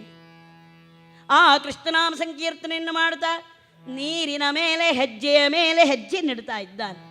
ಜಯತು ಜಯತು ದೇವೋ ದೇವಕೀ ನಂದನೋಯಂ, ಜಯತು ಜಯತು ಕೃಷ್ಣೋ ವೃಷ್ಣಿವಂಶ ಪ್ರದೀಪಗ, ಜಯತು ಜಯತು ಮೇಘ ಶ್ಯಾಮಲ ಕೋಮಲಾಂಗ, ಜಯತು ಜಯತು ಪೃಥ್ವಿ ಭಾರನಾಶೋ ಮುಕುಂದಗ. ಬೋಲೋ ಶ್ರೀಕೃಷ್ಣ ಭಗವಾನ ಕೀ. ಈ ರೀತಿಯಲ್ಲಿ ಆ ಕೃಷ್ಣನಾಮ ಸಂಕೀರ್ತನೆಯನ್ನು ಮಾಡ್ತಾ ನೀರಿನ ಮೇಲೆ ಹೆಜ್ಜೆಯನ್ನಿಟ್ಟು ನಿರಾತಂಕವಾಗಿ ನಡೆದು ಬಂದು ದ್ವಾರಕೆಯನ್ನು ಸೇರಿದ್ದಾನಂತೆ. ನೋಡಿ, ಇಂಥ ಭಕ್ತನನ್ನು ಮುಳುಗಿಸುವಂಥ ಧೈರ್ಯ ಸಮುದ್ರಾಜನಿಗೆ ಎಲ್ಲಿ ಬರಬೇಕು? ಯಾಕೆಂದರೆ ಭೀಷಾಸ್ಮಾತ್ ದ್ವಾತಪ್ಪವತೆ ಭೀಷೋ ದೇತಿ ಸೂರ್ಯ. ಪಂಚಭೂತಗಳು ಕೂಡ ಪರಮಾತ್ಮನ ಅಧೀನಕ್ಕೊಳಪಟ್ಟು ಕೆಲಸವನ್ನು ಮಾಡ್ತಾ ಇವೆ ಅಂದರೆ ಇಂತಹ ಭಕ್ತನನ್ನು ಮುಳುಗಿಸುವಂಥ ಧೈರ್ಯ ಸಮುದ್ರಾಜನಿಗೆ ಎಲ್ಲಿ ಬರಬೇಕು? ದ್ವಾರಕೆಯನ್ನು ಸೇರಿದ್ದಾನೆ ಈ ಸುಧಾಮ. ಆ ದ್ವಾರಕೆಯನ್ನು ಸೇರಿದ ಅಕ್ಷರವೇ ಮೈ ರೋಮಾಂಚನವಾಗಿದೆಯಂತೆ ಅವನಿಗೆ. ಎಲ್ಲೆಲ್ಲಿ ನೋಡಿದರೂ ಕೃಷ್ಣನ್ನೇ ಕಂಡಷ್ಟು ಆನಂದ ತುಂದಿಲನಾಗಿದ್ದಾನೆ. ಆ ದ್ವಾರಕಾ ನಗರ ಹೇಗಿದೆಯಂತೆ? ಚಂಪು ಭಾಗವತದ ಕವಿಗಳು ಬಹಳ ಸುಂದರವಾಗಿ ವರ್ಣಿಸ್ತಾರೆ. ಅಸ್ತಿ ಪ್ರಶಸ್ತಾಂ ಲೋಕಾನಂದಿತ ಜನನಯನ ತಾರಕಾ ದ್ವಾರಕಾ ನಾಮ ನಗರಿ, ಯತ್ರ ಚ ನೀಪರುದ್ಯ ಅವನೀಪರುದ್ಯಾಶ್ಚಾಶ್ರಮಾಃ, ಮಾಲಮಂಜುಸ್ತಮಾಲಮಂಜು ಕೃತಮಾಲಮಂಜುಶ್ಚ ಕ್ರೀಡಾಶೈಲಃ, ಕಿಂಚಲ ಸಮಾನೋ ನಲಸಮಾನೋ ಅನಲಸಮಾನಶ್ಚ ಪೌರವರ್ಗಃ, ವರತೋರ್ಲಸಿತ ನವರತೋರ್ಲಸಿತ ಅನವರತೋರ್ಲಸಿತ ವನಿತಾ ಜನಿತಾ ಆರ್ಯಾಧಿಕಾನಂದದೋ ಭಾರ್ಯಾಧಿಕಾನಂದದೋ ಸಭಾರ್ಯಾಧಿಕಾನಂದದಶ್ಚ ಕೃಷ್ಣ ಭೂಪತಿ ಯಸ್ಮಾತ್ ಅಂತ ಹೊಗಳ್ತಾರೆ. ಅರ್ಥ ಆಗಿಲ್ಲ, ಆದ್ರೆ ಆನಂದ ಆಗಿದೆಯಾ ಇಲ್ಲ ನೋಡಿ. ಎಂತೆಂಥ ಕವಿಗಳು, ಯಾವುದೋ ಒಂದು ನರ ನಾಡಿ ನಮ್ಮ ಒಳಗಿನ ನಾಡಿ ಮಿಡಿದಿದೆಯೋ ಇಲ್ಲ. ಯಾಕೆಂದರೆ ಭೋಜರಾಜ ಬರೀತಾನೆ, ಚಂಪು ರಾಮಾಯಣ ಬರೆದಿದ್ದಾನೆ. ಏನು ಆನಂದ ಆಗುತ್ತೆ ರೀ, 10 ಲಕ್ಷ ಇದ್ರೂ ಅಷ್ಟು ಆನಂದ ಆಗೋದಿಲ್ಲ. ಒಂದು ಸಾಲು ಕೇಳಿದರೆ ಮೈ ರೋಮಗಳೆಲ್ಲ ನಿಲ್ತದೆ. ಸಾಧ್ವಸದಾವಮಾನ ಕರಿಣ ಗಣಚರಣ ಖರತರ ಖುರಕೋಟಿ ಪಾಠನೋದ್ಧೂತ ಧಾತು ಧೂಲಿ ಪಾಲಿ ಪಾಟಲಿತ ವಿಕಟ ಕಟಕತಯಾಕ್ಷರಿತ ಶೋಣಿತ ಇವ. ಏನು ಆನಂದ ಆಗುತ್ತೆ ಅದು ಕೇಳುವಾಗ. ಅವರೆಲ್ಲ ವರಕವಿಗಳು. ಇವತ್ತು ಕೆಲವರು ಕವಿಗಳೆಲ್ಲ ಕವಿತೆಗಳು ಬರೀತಾರೆ. ಕೆಲವರು ಬರೆದ ಕವಿತೆಗಳು ಹೇಗಿರ್ತದೆ ಅಂದರೆ ಅವರು ಸಾಯುವುದರ ಒಳಗೆ ಅವರು ಬರೆದ ಕವಿತೆಗಳೆಲ್ಲ ಸತ್ತೋಗ್ಬಿಟ್ಟಿರ್ತದೆ. ಒಟ್ಟು ಬರೆಯುವುದು ಏನು ಬರಿಬೇಕು ಅಂತಿಲ್ಲ. ಅದೋ ನೋಡು ಚಂದ್ರಬಿಂಬ, ಅದೋ ನೋಡು ಲಾಂಧ್ರಕಂಬ, ಇದೋ ನೋಡು ತಾಮ್ರಚಂಬ, ಒಟ್ಟು ಬರೆಯುವುದಪ್ಪ. ಏನು ಜಗತ್ತಿಗೆ ಕೊಡಬೇಕು ಅಂತಿಲ್ಲ. ಇಲ್ಲಿ ನೀಪ ವನೀಪ ಅವನೀಪ ಒಂದೊಂದು ಅಕ್ಷರ ವ್ಯತ್ಯಾಸ ಆದಾಗ ಅರ್ಥ ವ್ಯತ್ಯಾಸ ಆಗ್ತಾ ಹೋಗ್ತದೆ. ಒಂದೊಂದು ಶಬ್ದದ ಅರ್ಥ ಹೇಳ್ತಾ ಹೋದರೆ ಕೃಷ್ಣನ ದರ್ಶನ ಬೇಗ ಆಗೋದಿಲ್ಲ. ನಮಗೆ ಕೃಷ್ಣನ ದರ್ಶನ ಮುಖ್ಯ. ಇದನ್ನೇ ಕನ್ನಡದ ಕವಿಗಳು ಬಹಳ ಸುಂದರವಾಗಿ ವರ್ಣಿಸ್ತಾರೆ. ಹೇಗಿದೆಯಂತೆ ದ್ವಾರಕಾ ನಗರ? ಸುಂದರತರ ದ್ವಾರಾವತಿ ನಗರ ಸುತ್ತ ಯೋಜನದ ಅತಿ ವಿಸ್ತಾರ, ಸಿಂಧೂರದಿ ತಿದ್ದಿದ ಗೋಪುರ ಶಶಿಕೋಟಿ ಪ್ರಭೆಗಳ ಧಿಕ್ಕಾರ, ಒಂದಾರೊಂದಲಿ ಗುದು ಪ್ರಾಕಾರ ವಜ್ರಾನ್ವಿತ ಕಾವಾಟ ದ್ವಾರ, ಬಂಧಿಸಿ ಗರುಬಕು ರತ್ನಗಳಿಂದ ಬುರುಜುಗಳಿವೆ ಬಹು ಲಕ್ಷಗಳಿಂದ, ಅಂದವಾದ ಆಳ್ಬೇರಿಗಳು ಕರಿವೃಂದಗಳಿಂದಲಕಾರಗಳು, ಮೇಲಿಂದ ನೀಲ ಪುತ್ಥಳಿಗಳ ತೆದ್ದಿ ಎಟ್ಟಿಗರೈ ಪ್ರಾಕಾರದಿ ಹೊದ್ದಿ, ಮುಂದೆ ಮೃಗೇಂದ್ರನ ಮುಖಗಳ ರಚಿಸಿ ಮಾಣಿಕ್ಯಗಳಲ್ಲಿ ಮೇಳವಿಸಿ, ಒಂದೇ ರೀತಿಯೊಳಿರುವ ತೆನೆಗಳು ವರುಣಾಲಯದಂತಿರುತಿಗ ಅಗಳು, ಮಂದರಗಿರಿಯಂದದಿ ಕಾವುನ್ನತ್ ಮೂರು ಲೋಕದೊಳ್ ಬಹು ಪ್ರಖ್ಯಾತ, ಚಂದ್ರನ ಸುಕರ ಮುತ್ತಿನ ಮಕರ ತೋರಣ ನಿಖರ ರತ್ನ ಶಿಖರಗಳು ಸಾವಿರಾರು, ಬಂಧನ ಮುರುಗೆಗಳಿಂದ ವಿಮಾನಗಳಿಂದ ಸುಕೌಶಲದಿಂದ ದಿವೋ ವೃಂದ ವಿಚಿತ್ರ ಸುಗಂಧ ವಿಶೇಷಗಳಿಂದ ತಿನೋಡಲು ಚಂದಳಿ ವೃಂದಾರ ಬಿಂದಗಳು, ಸುಂದರ ಪುರಪಿಕ ವೃಂದ ಧ್ವನಿಗೆ ಆನಂದವಿಸೆ ಹರುಶಂಕುರಿಸೆ ಸುಖ ಮೋಗರಿಸೆ, ಮಂದಿರಗಳ ಮೇಲ್ ಚಂದ್ರ ಸಾಲಗಳಿಂದಲೇ ಶಿವಪೂರ್ಣೆಂದು ವದನೆಯರು ಪಂಕಜಾಕ್ಷಿಯರು. ಬೋಲೋ ಶ್ರೀಕೃಷ್ಣ ಭಗವಾನಕ್ಕೆ. ಇಂತಹ ಅದ್ಭುತವಾಗಿರುವಂತಹ ದ್ವಾರಕಾಣದ ಸೌಂದರ್ಯವನ್ನು ನೋಡ್ತಾ ಬರ್ತಾ ಇದ್ದಾನಂತೆ. ತದನಂತರ ಕುಂಠ ವೈಕುಂಠ ವೈಭವ ದರ್ಶನೋತ್ಕಂಠಯ ಪ್ರಿಯಾವಚ ಪ್ರಚೋದಿತ ಕುಚೇಲಃ, ಮುಷ್ಟಿಶ್ಚತುಷ್ಟೇ ಮಿಥಾಮೃತಕಾನಾವೇಶ್ಯ ವನಮಾಲಿ ವಿಲೋಕನಾತಿಲಾಲ ಸುತಯ ದ್ವಾರಕಾ ನಗರಂ ಅಭ್ಯಾಗಮತು ಅಂತ ಹೇಳ್ತಾರೆ. ಪರಮಾತ್ಮನ ನೋಡಬೇಕು ಎನ್ನುವಂಥ ಉತ್ಕಂಠತೆಯಿಂದ ದ್ವಾರಕಾನಗರವನ್ನು ಬಂದು ಸೇರಿದಂತೆ ಸುಧಾಮ.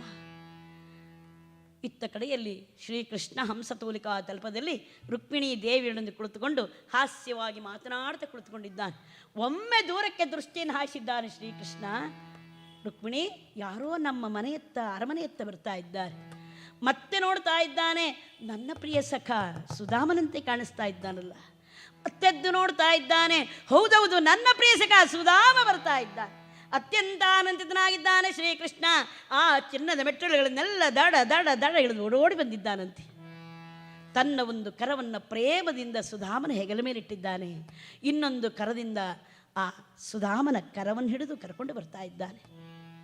ಉತ್ತಮವಾಗಿರುವಂಥ ಆಸನದಲ್ಲಿ ಕುಳ್ಳಿರಿಸಿದ್ದಾನೆ. ತಾನೇ ಒಂದು ಚಿನ್ನದ ತಟ್ಟೆಯನ್ನು ತಂದಿಟ್ಟಿದ್ದಾನೆ. ಅದರಲ್ಲಿ ಸುಧಾಮನ ಪಾದಗಳನ್ನಿಟ್ಟಿದ್ದಾನೆ.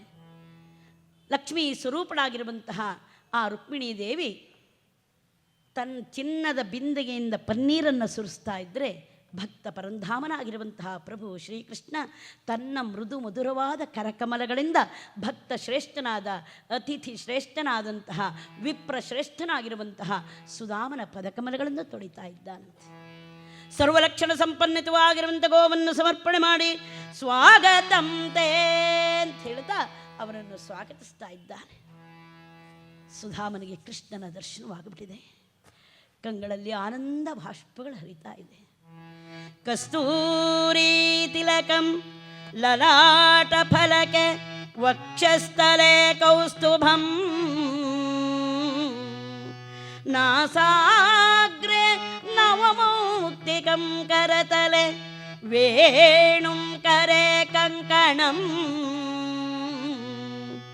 ಸರ್ವಾಂಗೇ ಗರಿಚಂದನಂಚ ಕಲಯನ್ ಕಂಠೆ ಚ ಮುಕ್ತಾಬಲಿನ್ ಗೋಪಸ್ತ್ರೀ ಪರಿವೇಷ್ಟಿತೋ ವಿಜಯತೆ ಗೋಪಾಲ ಚೂಡಾಮಣಿಗೆ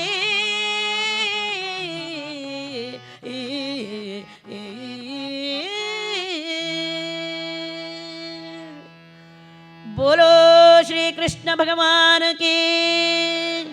कस्तूरी तिलकम नारायणम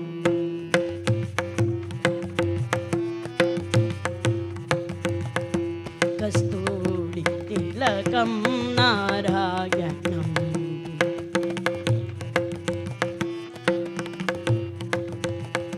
कमलनयनम नारायणम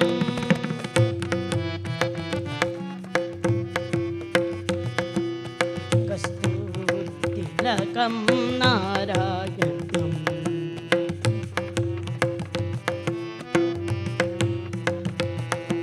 गुरुवायूर्पुर नारायणं कलियुगावतार नारायणं गोविन्द गोविन्द नारायणं गोविन्द गोविन्द नारायणं तिलकं नारायणं कस्तूरी तिलकं नारायणं कस्तूरी तिलकांकितनागिरुವಂತ ವೇಣುನಾದ ವಿಶಾರದನಾಗಿರುವಂತ ಪಾದಬ್ರಹ್ಮಮಾನ ತುಳಸಿ ಮಾಲಾಲಂಕೃತನಾಗಿರುವಂತಹ ಪ್ರಭು ಶ್ರೀಕೃಷ್ಣನ ದರ್ಶನವಾಗಿದೆ. ಸುಧಾಮನಿಗೆ ಅತ್ಯಂತ ಆನಂದಿತನಾಗಿದ್ದಾನೆ. ಮಾತುಗಳು ಬರ್ತಾ ಇಲ್ಲ, ಶ್ರೀಕೃಷ್ಣನೇ ಕೇಳ್ತಾ ಇದ್ದಾನೆ. ಸುಧಾಮ, ನೀನು ಉತ್ತಮಳಾದಂತಹ ಸ್ತ್ರೀಯೋರ್ವಳನ್ನು ವಿವಾಹವಾಗಿ ಜೀವನವನ್ನು ಧರ್ಮದಿಂದ ನಡೆಸ್ತಾ ಇದ್ದೀ ಅಂತ ಅರ್ಥ ಮಾಡ್ಕೊಂಡಿದ್ದೇನಪ್ಪ. ಸುಧಾಮ, ನೀನು ಧನದ ವಿಷಯದಲ್ಲಿ ಹೆಚ್ಚು ಚಿಂತಾಪರನಾಗಿಲ್ಲವೆಂದು ಭಾವಿಸಲೇ. ನೋಡಿ, ಕೃಷ್ಣ ಎಂತಹ ಮಾತನ್ನು ಕೇಳ್ತಾ ಇದ್ದಾನೆ. ಸುಧಾಮನಿಗೆ ಅಂತರಂಗದ ಮೂಲೆಯಲ್ಲಿ ಒಂದು ಸಣ್ಣ ಸ್ವಾರ್ಥದ ಕಿಡಿ ಇತ್ತಂತೆ. ಏನಾದರೂ ಸಮಯ ಸಿಕ್ಕಿದ್ರೆ ಸ್ವಲ್ಪ ಕೇಳೋಣ ಅಂತ. ಆದರೆ ಕೃಷ್ಣನ ಈ ಒಂದೇ ಒಂದು ನುಡಿ ಸುಧಾಮನ ಅಂತರಂಗದಲ್ಲಿ ಅಡಗಿರುವಂಥ ಸ್ವಾರ್ಥದ ಕಿಡಿಯನ್ನು ನೊಂದಿಸಿ ಬಿಡ್ತಂತೆ. ಪಾಪ ಏನು ಹೇಳ್ತಾನೆ ಸುಧಾಮ. ಹೌದು ಕೃಷ್ಣ ಅಂತಿಷ್ಟೇ ಹೇಳ್ತಾ ಇದ್ದಾನೆ. ಹಾಂ ಸರಿ, ನೀನು ಪರಮಶಾಸ್ತ್ರಜ್ಞ, ಎಲ್ಲ ಶಾಸ್ತ್ರಗಳನ್ನು ಕೂಡ ಕರಗತ ಮಾಡಿಕೊಂಡಿರ್ತಕ್ಕಂಥವನು. ಹಾಗಾದರೆ ಚಿಕ್ಕ ಮಕ್ಕಳಿರುವಂಥ ಮನೆಗೆ ಹೋಗುವಾಗ, ರೋಗಿಗಳನ್ನು ನೋಡಲು ಹೋಗುವಾಗ, ದೇವರನ್ನು ನೋಡಲು ಹೋಗುವಾಗ, ಪ್ರಿಯ ಸಖನನ್ನು ನೋಡಲು ಬರುವಾಗ ಬರಿಗೈಯಲ್ಲಿ ಬರಬಾರದು ಅಂತ ಗೊತ್ತಿದೆ ತಾನೆ. ಹಾಗಾದರೆ ಈ ನಿನ್ನ ಪ್ರಿಯ ಸಖನಿಗಾಗಿ ಏನು ಕಾಣಿಕೆಯನ್ನು ತಂದಿದೆ ಕೊಡು ಅಂತ ತನ್ನ 2 ಕರಗಳನ್ನು ಮುಂದಕ್ಕೆ ಚಾಚಿದ್ದಾನೆ ಶ್ರೀಕೃಷ್ಣ. ಸುಧಾಮ ಆಲೋಚನೆ ಮಾಡ್ತಾ ಇದ್ದಾನೆ. ನಿತ್ಯವೂ ಕೂಡ ಷಡ್ರಸೋಪೇತವಾಗಿರುವಂಥ ಭೋಜನವನ್ನು ಬುಂಜಿಸುವಂಥ ಈ ಗೋವಿಂದನಿಗೆ ಈ ಹರುಕುಬಟ್ಟಿರ್ತಕ್ಕಂಥ ಅವಲಕ್ಕಿಯನ್ನು ಹೇಗೆ ಕೊಡಲಿ? ಇದು ಕೃಷ್ಣನಿಗೆ ಗೊತ್ತಾಯಿತು. ಕೃಷ್ಣ ಹೇಳ್ತಾ ಇದ್ದಾನೆ, ಸುಧಾಮ, ನನಗೆ ಕೊಡ್ತಕ್ಕಂಥ ವಸ್ತು ಮುಖ್ಯವಲ್ಲಪ್ಪ, ಕೊಡ್ತಕ್ಕಂಥ ಹೃದಯದ ಭಾವನೆ ಮುಖ್ಯ. ನೋಡಿ, ಭಗವಂತ ನಮ್ಮಿಂದ ಏನು ಬಯಸ್ತಾನೆ? ಅವನೇನು ಬಯಸ್ತಕ್ಕಂಥವನಲ್ಲ, ಆ ಕೊಡುವ ಹೃದಯ ಹೇಗಿದೆ ಅಂತಕ್ಕಂಥವನ್ನು ಬಯಸ್ತಾನೆ. ಅದಕ್ಕೆ ಶ್ರೀಕೃಷ್ಣ ಹೇಳಿದ, ಪತ್ರಂ ಪುಷ್ಪಂ ಫಲಂ ತೋಯಂ ಯೋಮೇ ಭಕ್ತ್ಯಾ ಪ್ರಯಚ್ಛತಿ. 18 ಅಧ್ಯಾಯ ಭಗವದ್ಗೀತೆಯಲ್ಲಿ ಈ ಒಂದು ಶ್ಲೋಕದಲ್ಲಿ ಮಾತ್ರ 2 ಸಾರಿ ಭಕ್ತಿಯ ಅಂತ ಪ್ರಯೋಗ ಮಾಡಿದ್ದಾನೆ ಶ್ರೀಕೃಷ್ಣ. ಹಾಗಾದರೆ ಆ ಭಕ್ತಿಗೆ ಎಷ್ಟು ಮಹತ್ವಕ್ಕೆಯನ್ನು ಕೊಟ್ಟಿದ್ದಾನೆ ಪರಮಾತ್ಮ ಅಂತ ನಾವು ಆಲೋಚನೆ ಮಾಡಬೇಕು. ಕಾಯಾದರೂ ಕೊಡು, ಕರಟವಾದರೂ ಕೊಡು, ಕೊಡುವ ಹೃದಯ ಪರಿಶುದ್ಧವಾಗಿರಬೇಕು ಅಂತ. ಅದಕ್ಕೆ ದಾಸರು ಹೇಳಿದರು, ಒಂದು ದಳ ಶ್ರೀ ತುಳಸಿ ಬಿಂದು ಗಂಗೋದಕವ ಇಂದಿರಾರಮಣದ ಹಿತವೆನ್ನದು. ಒಂದೇ ಮನಸ್ಸಿನಿಂದ ಸಿಂಧು ಶಯನನ ಭಜಿಸೆ ಎಂದೆಂದು ವಾಸಿ ಬರು ಮಂದಿರದ ಒಳಗೆ ಹೂವ ತರುವರ ಮನೆಗೆ. ನೋಡಿ, ಎಂತಹ ದಯಾಮಯ, ಎಂತಹ ಕರುಣಾಸಾಗರ ಭಗವಂತ. ಹುಲ್ಲ ತರುವರ ಮನೆಗೆ ಹೂವ ತರುವ. ಪಾಂಡವರ ಮನೆಗಳಲ್ಲಿ ಕುದುರೆಗಳ ತೊಳೆದು ಪುಂಡರೀಕಾಕ್ಷದ ಹುಲ್ಲ ಮೇಯಿಸಿದ. ಪಾಂಡವರೆಲ್ಲ ಏನು ಕೊಟ್ಟಿದ್ರು ಕೃಷ್ಣನಿಗೆ? ವಿದುರಗೊಲಿದನು, ಶಬರಿಗೊಲಿದನು, ಪದುಮನಾಭ ಕುಚೇಲಗೊಲಿದನು, ಚದುರ ದ್ರೌಪದಿಗೊಲಿದ ಮಧುಸೂದನನು ಪಾರ್ಥನಿಗೆ ಮುದದಿ ಸಾರಥಿಯಾದ ರಾಧಾ ಸುದತಿಯೊಡನಾಡಿದನು, ಒಲಿದನು, ನಲಿದನು ಭಕ್ತಿಯ ಪರಮ ಶುದ್ಧತೆಗೆ. ಹಾಗಾದ್ರೆ ಇವರೆಲ್ಲ ಭಗವಂತನಿಗೆ ಏನು ಕೊಟ್ಟಿದ್ರು? ಭಕ್ತಿ ಭಕ್ತಿ ಭಕ್ತಿ, ಪ್ರೇಮ ಪ್ರೇಮ ಪ್ರೇಮ. ಆ ಗೋಪಿಕೆಯರಿಗೆಲ್ಲ ಒಲಿದ್ನಲ್ಲ ಶ್ರೀಕೃಷ್ಣ. ಆ ಗೋಪಿಕೆಯರೆಲ್ಲ ಯಾವ ಕಾಲೇಜಲ್ಲಿ PhD ಮಾಡಿದ್ರು? ಹಾಗಾದ್ರೆ ಭಗವಂತ ಸಿಗ್ತಕ್ಕಂಥದ್ದು ಯಾವುದಕ್ಕೆ? ಪರಮ ಪ್ರೇಮ ಪ್ರೇಮ ಪ್ರೇಮ. ಪ್ರೇಮ ಒಂದು ಇದ್ರೂ ಸಾಕು. ಪ್ರೇಮವೇ ದೇವರು, ದೇವರೇ ಪ್ರೇಮ, ಅದರಲ್ಲಿ ವ್ಯತ್ಯಾಸವೇ ಇಲ್ಲ. ಅವರಿಗೆಲ್ಲ ಪರಮಾತ್ಮಲ್ಲಿ ಪರಮಾಪ್ರೇಮ ಇತ್ತು. ಆದ್ದರಿಂದಲೇ ಅವರಿಗೆಲ್ಲ ಭಗವಂತ ಒಲಿದ. ಕೃಷ್ಣ ಸಂಧಾನಕ್ಕೆ ಅಂತ ಬರ್ತಾನೆ. ಷಡ್ರಸೋಪೇತವಾಗಿರುವಂಥ ಭೋಜನವನ್ನೆಲ್ಲ ಸಿದ್ಧ ಮಾಡಿದ್ದ ದುರ್ಯೋಧನ. ಆದರೆ ಅದನ್ನೆಲ್ಲ ತಿರಸ್ಕರಿಸಿ ವಿದುರನ ಮನೆಗೆ ಬರ್ತಾನೆ ಶ್ರೀಕೃಷ್ಣ. ವಿದುರ ಭಕ್ತಿಯ ಪರಾಕಾಷ್ಠತೆಯಲ್ಲಿದ್ದಾನೆ. ಏನು ಮಾಡಬೇಕು ಅಂತ ಗೊತ್ತಾಗ್ತಾ ಇಲ್ಲ. ಒಂದೇ ಸಮನೆ ಕೃಷ್ಣನ ಸ್ತುತಿಯನ್ನು ಮಾಡ್ತಾ ಇದ್ದಾನೆ. ಆಗ ಕೃಷ್ಣ ಕೇಳ್ತಾನೆ, ವಿದುರ, ಹಸಿವಾಗಿದೆ ಅಂತ ನಿಮ್ಮ ಮನೆಗೆ ಬಂದರೆ ನೀನು ದೊಡ್ಡವರು, ನಿಮ್ಮ ಅಪ್ಪ ದೊಡ್ಡವರು, ನಿಮ್ಮ ಅಜ್ಜ ದೊಡ್ಡವರು ಅಂತ ಹೊಗಳ್ತಾ ಕುಳಿತುಕೊಂಡ್ರೆ ಹಸಿವೇನಾದರೂ ಹಿಂಗಿತ್ತೇನಯ್ಯ? ಬಹಳ ಹಸಿವಾಗ್ತಾ ಇದೆ ಕೃಷ್ಣ, ಏನಾದರೂ ಕೊಡು. ಭಕ್ತಿಪ್ರಿಯೋ ಕೇಶವ ಅಂತ ಪ್ರಸಿದ್ಧನಾಗಿರುವಂತೆ ನಿನಗೆ ನಾನು ಏನು ಕೊಡಬಲ್ಲೆಪ್ಪ? ಆಲೋಚನೆ ಮಾಡ್ತಾ ಇದ್ದಾನಂತೆ ವಿದುರ. ಹಾಗಾದರೆ ಅಮೃತಕ್ಕೆ ಸಮಾನವಾಗಿರುವಂತಹ ಹಾಲನ್ನು ಕೊಟ್ಟು ನಮ್ಮನ್ನು ಅಮೃತತ್ವದ ಕಡೆಗೆ ನಡೆಸುವಂಥ ಪ್ರಾರ್ಥನೆ ಮಾಡೋಣ ಅಂತ ಹೇಳ್ತಾ ಒಂದು ಒಕ್ಕುಡಿತ ಹಾಲನ್ನು ತಂದು ಕೊಟ್ಟನಂತೆ ಕೃಷ್ಣನಿಗೆ. ಶ್ರೀಕೃಷ್ಣ ಅದನ್ನೆತ್ತಿ ಕುಡಿತಾ ಇರುವಾಗ ಆ ಕೃಷ್ಣನ ಕಟಬಾಯಿಂದ ಬಿದ್ದಂಥ ಒಂದೇ ಒಂದು ಬಿಂದು ಹಾಲು ಹಸ್ತಿನಾವತಿಯವರೆಗೂ ಹಾಲಿನ ಹೊಳೆಯಾಗಿ ಹರಿತಂತೆ. ಹಾಗಾದರೆ ಆ ಬಿಂದು ಹಾಲಿನಲ್ಲಿ ಏನಿತ್ತು? ಹಾಗಾದರೆ ಪರಮಾತ್ಮ ಬಯಸ್ತಕ್ಕಂಥವು. ಅದಕ್ಕೆ ಹೇಳಿದ್ರೆ ಪತ್ರಂ ಪುಷ್ಪಂ ಫಲಂ ತೋಯಂ ಅಂತ ಹೇಳಿದರೆ ಭಗವಾನ್ ಸತ್ಯಸಾಯಿ ಬಾಬರು ಬಹಳ ಸುಂದರವಾಗಿ ಹೇಳ್ತಾರೆ. ಭಗವಾನ್ ಸತ್ಯಸಾಯಿ ಬಾಬಾ ಅವರ ಸನ್ನಿಧಾನಕ್ಕೆ GP ರಾಜರತ್ನಂ ಅವರು ಬರ್ತಾರೆ. ಆಗ ಯಾರೋ ಹೇಳಿದ್ರಂತೆ, ಬಾಬಾರವರಿಗೆ ಗುಲಾಬಿ ಹೂವು ಅಂದರೆ ಬಹಳ ಪ್ರೇಮ ಅಂತ. ಇವರು ಒಂದಿಷ್ಟು ಗುಲಾಬಿ ಹೂವನ್ನು ಕೊಂಡುಕೊಂಡು ಪುಟಪರ್ತಿಗೆ ಬರ್ತಾರೆ. ಬಾಬಾರವರಿಗೆ ಇಂಟರ್ವ್ಯೂ ಕೊಡ್ತಾರೆ. ಆಗ ರಾಜರತ್ನಂ ತಾವು ತಂದಿದ್ರಲ್ಲ ಬಾಬಾ ಅವರಿಗೆ ಕೊಡಲಿಕ್ಕೆ ಹೂವನ್ನು ಕೊಂಡ್ಕೊಂಡು ಬಂದಿದ್ರಲ್ಲ, ಗುಲಾಬಿ ಹೂವನ್ನು, ಆ ಹೂವನ್ನು ಬಾಬಾರವರ ಕರದಲ್ಲಿಟ್ಟು, ಸ್ವಾಮಿ ಇದು ನಿಮಗೋಸ್ಕರ ತಂದಿದೆಯಲ್ಲ ತಗೊಳ್ಳಿ ಅಂತ ಹೇಳಿಬಿಟ್ಟು ಕೊಡ್ತಾರೆ. ಆಗ ಬಾಬಾರವರು ಒಂದು ಮಾತು ಕೇಳ್ತಾರೆ. ಅವರು ಏನು ಹೇಳಿದರು ಅನ್ನೋದನ್ನು ಜಿ ಪಿ ರಾಜರತ್ನಂ ಅವರು ಸುಂದರವಾದಂಥ ಒಂದು ಕವನವನ್ನು ಮಾಡಿದ್ದಾರೆ. ರಾಜರತ್ನಂ, ನೀ ಇಷ್ಟೆಲ್ಲ ಹೂ ತಂದು ಕೊಟ್ಟಿದೆಯಲ್ಲ, ನೀನು ಬೆಳೆದದ್ದಲ್ಲ, ನೀರು ಹೊಯ್ದದ್ದಲ್ಲ, ಯಾವನದೋ ತೋಟ ತೋಟಿಗನದ. ರಾಜರತ್ನಂ, ಈ ಹೂಗಳನ್ನೆಲ್ಲ ನೀ ತಂದು ಕೊಟ್ಟಿದೆಯಲ್ಲ, ನೀನು ಬೆಳೆದದ್ದೋ? ಇಲ್ಲ. ಹೋಗ್ಲಿ, ಒಂದು ಚೊಂಬು ನೀರಾದರೂ ಗಿಡಕ್ಕೆ ಹಾಕಿದೆಯೋ? ಇಲ್ಲ. ನೀನೇನು ಮಾಡಿದೆ ಹೇಳು?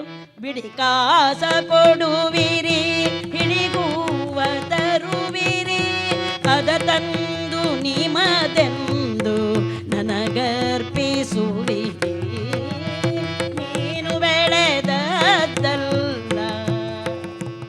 ನೀನೇನಾದರೂ ಬೆಳೆದದ್ದು? ದುಡ್ಡು ಕೊಟ್ಟು ಈ ಹೂವನ್ನು ತಂದು ಸ್ವಾಮಿಗೆ ನಾನು ಹೂ ಕೊಡ್ತಾ ಇದ್ದೇನೆ ಅಂತ ಕೊಡ್ತಾ ಇದೀಯಾ? ಈ ಹೂಗಳೆಲ್ಲ ನನಗೆ ಬೇಕಾ? ಬಾಡಿ ಉದುರುವ ಹೂವು, ತಿಂದು ಮುಗಿಸುವ ಹಣ್ಣು, ಆನಂದಮಯನಾದ ನನಗೆ ಬೇಕು. ಇದೆಲ್ಲ ನಾನು ಬಯಸ್ತಕ್ಕಂಥವನಲ್ಲ. ಭಕ್ತಿ ತುಂಬಿಸಿ ತನ್ನಿ ಹೃದಯಾಂತರಾಳದಲ್ಲಿ ಒಂದನ್ನು ನಾನು ಬಯಸೋದು. ನೀನು ಭಕ್ತಿಯಿಂದ ಏನೇ ಕೊಡು, ಅದು ಮಹತ್ತರವಾಗಿರ್ತಕ್ಕಂಥದ್ದು. ಪತ್ರಂ ಪುಷ್ಪಂ ಫಲಂ ತೋಯಂ. ಪತ್ರಂ ಅಂದರೆ ಭಗವಾನ್ ಬಾಬಾರವರು ಮಾರ್ಮಿಕವಾಗಿ ಹೇಳ್ತಾರೆ. ಪತ್ರಂ ಅಂತ ಹೇಳಿದರೆ ತುಳಸಿ ಪತ್ರಂ ಸಮರ್ಪಯಾಮಿ, ಬಿಲ್ವ ಪತ್ರಂ ಸಮರ್ಪಯಾಮಿ ಅಲ್ಲ. ಇದು ಬಾಕ್ಯ ಪೂಜೆ. ಬಾಕ್ಯ ಪೂಜೆಯಿಂದ ನಾವು ಅಂತರ್ಪೂಜೆಯನ್ನು ಮಾಡಬೇಕು. ಒಳಮುಖವಾಗಿ ಮನಸ್ಸನ್ನು ಹರಿಸುವುದಕ್ಕೆ ಮಾತ್ರ ಇದೆಲ್ಲವೂ ಕೂಡ. ನಿಜವಾದ ಪತ್ರ ಯಾವುದು ಅಂದರೆ ನಿನ್ನ ಶರೀರವೇ ಒಂದು ಪತ್ರ. ಇದು ಕೂಡ ಹಣ್ಣಾಗಿ ಉದುರಿ ಹೋಗ್ತದೆ. ಅಷ್ಟರ ಒಳಗಾಗಿ ನಿನ್ನ ಶರೀರವನ್ನು ಪರಿಶುದ್ಧವನ್ನಾಗಿಟ್ಟುಕೊಂಡು ಭಗವಂತನ ಸೇವೆಗೆ ಸಮರ್ಪಣೆ ಮಾಡು. ಪತ್ರಂ ಪುಷ್ಪಂ ಅಂತ ಹೇಳಿದರೆ ಮಲ್ಲಿಕಾ ಪುಷ್ಪಂ, ಸುಗಂಧರಾಜ ಪುಷ್ಪಂ ಅಲ್ಲ. ನಿನ್ನ ಪವಿತ್ರವಾಗಿರ್ತಕ್ಕಂತಹ ಆ ಹೃದಯ ಪುಷ್ಪವನ್ನು ನನಗೆ ಸಮರ್ಪಣೆ ಮಾಡು. ಫಲಂ ಸೀಬೆಹಣ್ಣು ಸೇಬು ಹಣ್ಣು ಅಲ್ಲ. ನಿಜವಾದ ಫಲ ಯಾವುದು ಅಂದರೆ ನಿನ್ನ ಮನಸ್ಸಂತಕ್ಕಂಥ ಫಲವನ್ನು ನನಗೆ ಸಮರ್ಪಣೆ ಮಾಡು. ತೋಯಂ ಅಂತ ಹೇಳಿದರೆ ಯಾವ್ಯಾವುದೋ ನದಿಯ ನೀರಿನ ಅಭಿಷೇಕವಲ್ಲ. ಯಾರಿಗೆ ಪರಮಾತ್ಮನ ಕಥೆಯನ್ನು ಕೇಳುವಾಗ, ಪರಮಾತ್ಮನ ನಾಮಸ್ಮರಣೆಯನ್ನು ಮಾಡುವಾಗ ಕಂಗಳಲ್ಲಿ ಆನಂದ ಭಾಷ್ಪಗಳು ಹರಿತದೆಯೋ ಆ ತೋಯವನ್ನು ನಾನು ಬಯಸ್ತೇನೆ ಅಂತ ಹೇಳುತ್ತಾರೆ. ಹಾಗಾದರೆ ಭಗವಂತ ನಮ್ಮಿಂದ ಏನು ಬಯಸ್ತಾನೆ? ಅವನು ಏನೂ ಕೂಡ ಬಯಸ್ತಕ್ಕಂಥವನಲ್ಲ. ಹಾಗೆ ಇಲ್ಲಿಯೂ ಕೂಡ ಕೃಷ್ಣ ಹೇಳ್ತಾ ಇದ್ದಾನೆ, ಸುಧಾಮ ನೀನು ನನ್ನ ಪರಮಭಕ್ತ, ನೀನು ಏನೇ ತಂದಿದ್ದರೂ ಕೂಡ ಅದು ಮಹತ್ತರವಾಗಿರ್ತಕ್ಕಂಥದ್ದು. ಕೊಡು ಸುಧಾಮ. ಸುಧಾಮ ತಾನು ತಂದಿರುವಂಥ ಅವಲಕ್ಕಿಯ ಗಂಟನ್ನೆತ್ತಿ ಕೃಷ್ಣನ ಕರದಲ್ಲಿಟ್ಟಿದ್ದಾನೆ. ಕೃಷ್ಣಾರ್ಪಣಮಸ್ತು. ಆ ಗಂಟನ್ನು ಬಿಚ್ಚಿ ಕೃಷ್ಣನು ಹೊಡ್ತಾ ಇದ್ದಾನೆ. ಅದರಲ್ಲಿ 4 ಮುಷ್ಟಿ ಅವಲಕ್ಕಿ ಕಾಣಿಸ್ತಾ ಇದೆ. ಆನಂದವಾಯ್ತಂತೆ. ಸುಧಾಮ ನೆನಪಿದೆಯೇನೋ? ಸಾಂದೀಪನಿ ಋಷಿ ಆಶ್ರಮದೊಳುಗರಿ ಕೃಷ್ಣ ಕುಚೇಲರು ಜೊತೆಗೂಡಿ ವಿದ್ಯೆಯ ಕಲಿತರು, ಜ್ಞಾನವ ಪಡೆದರು.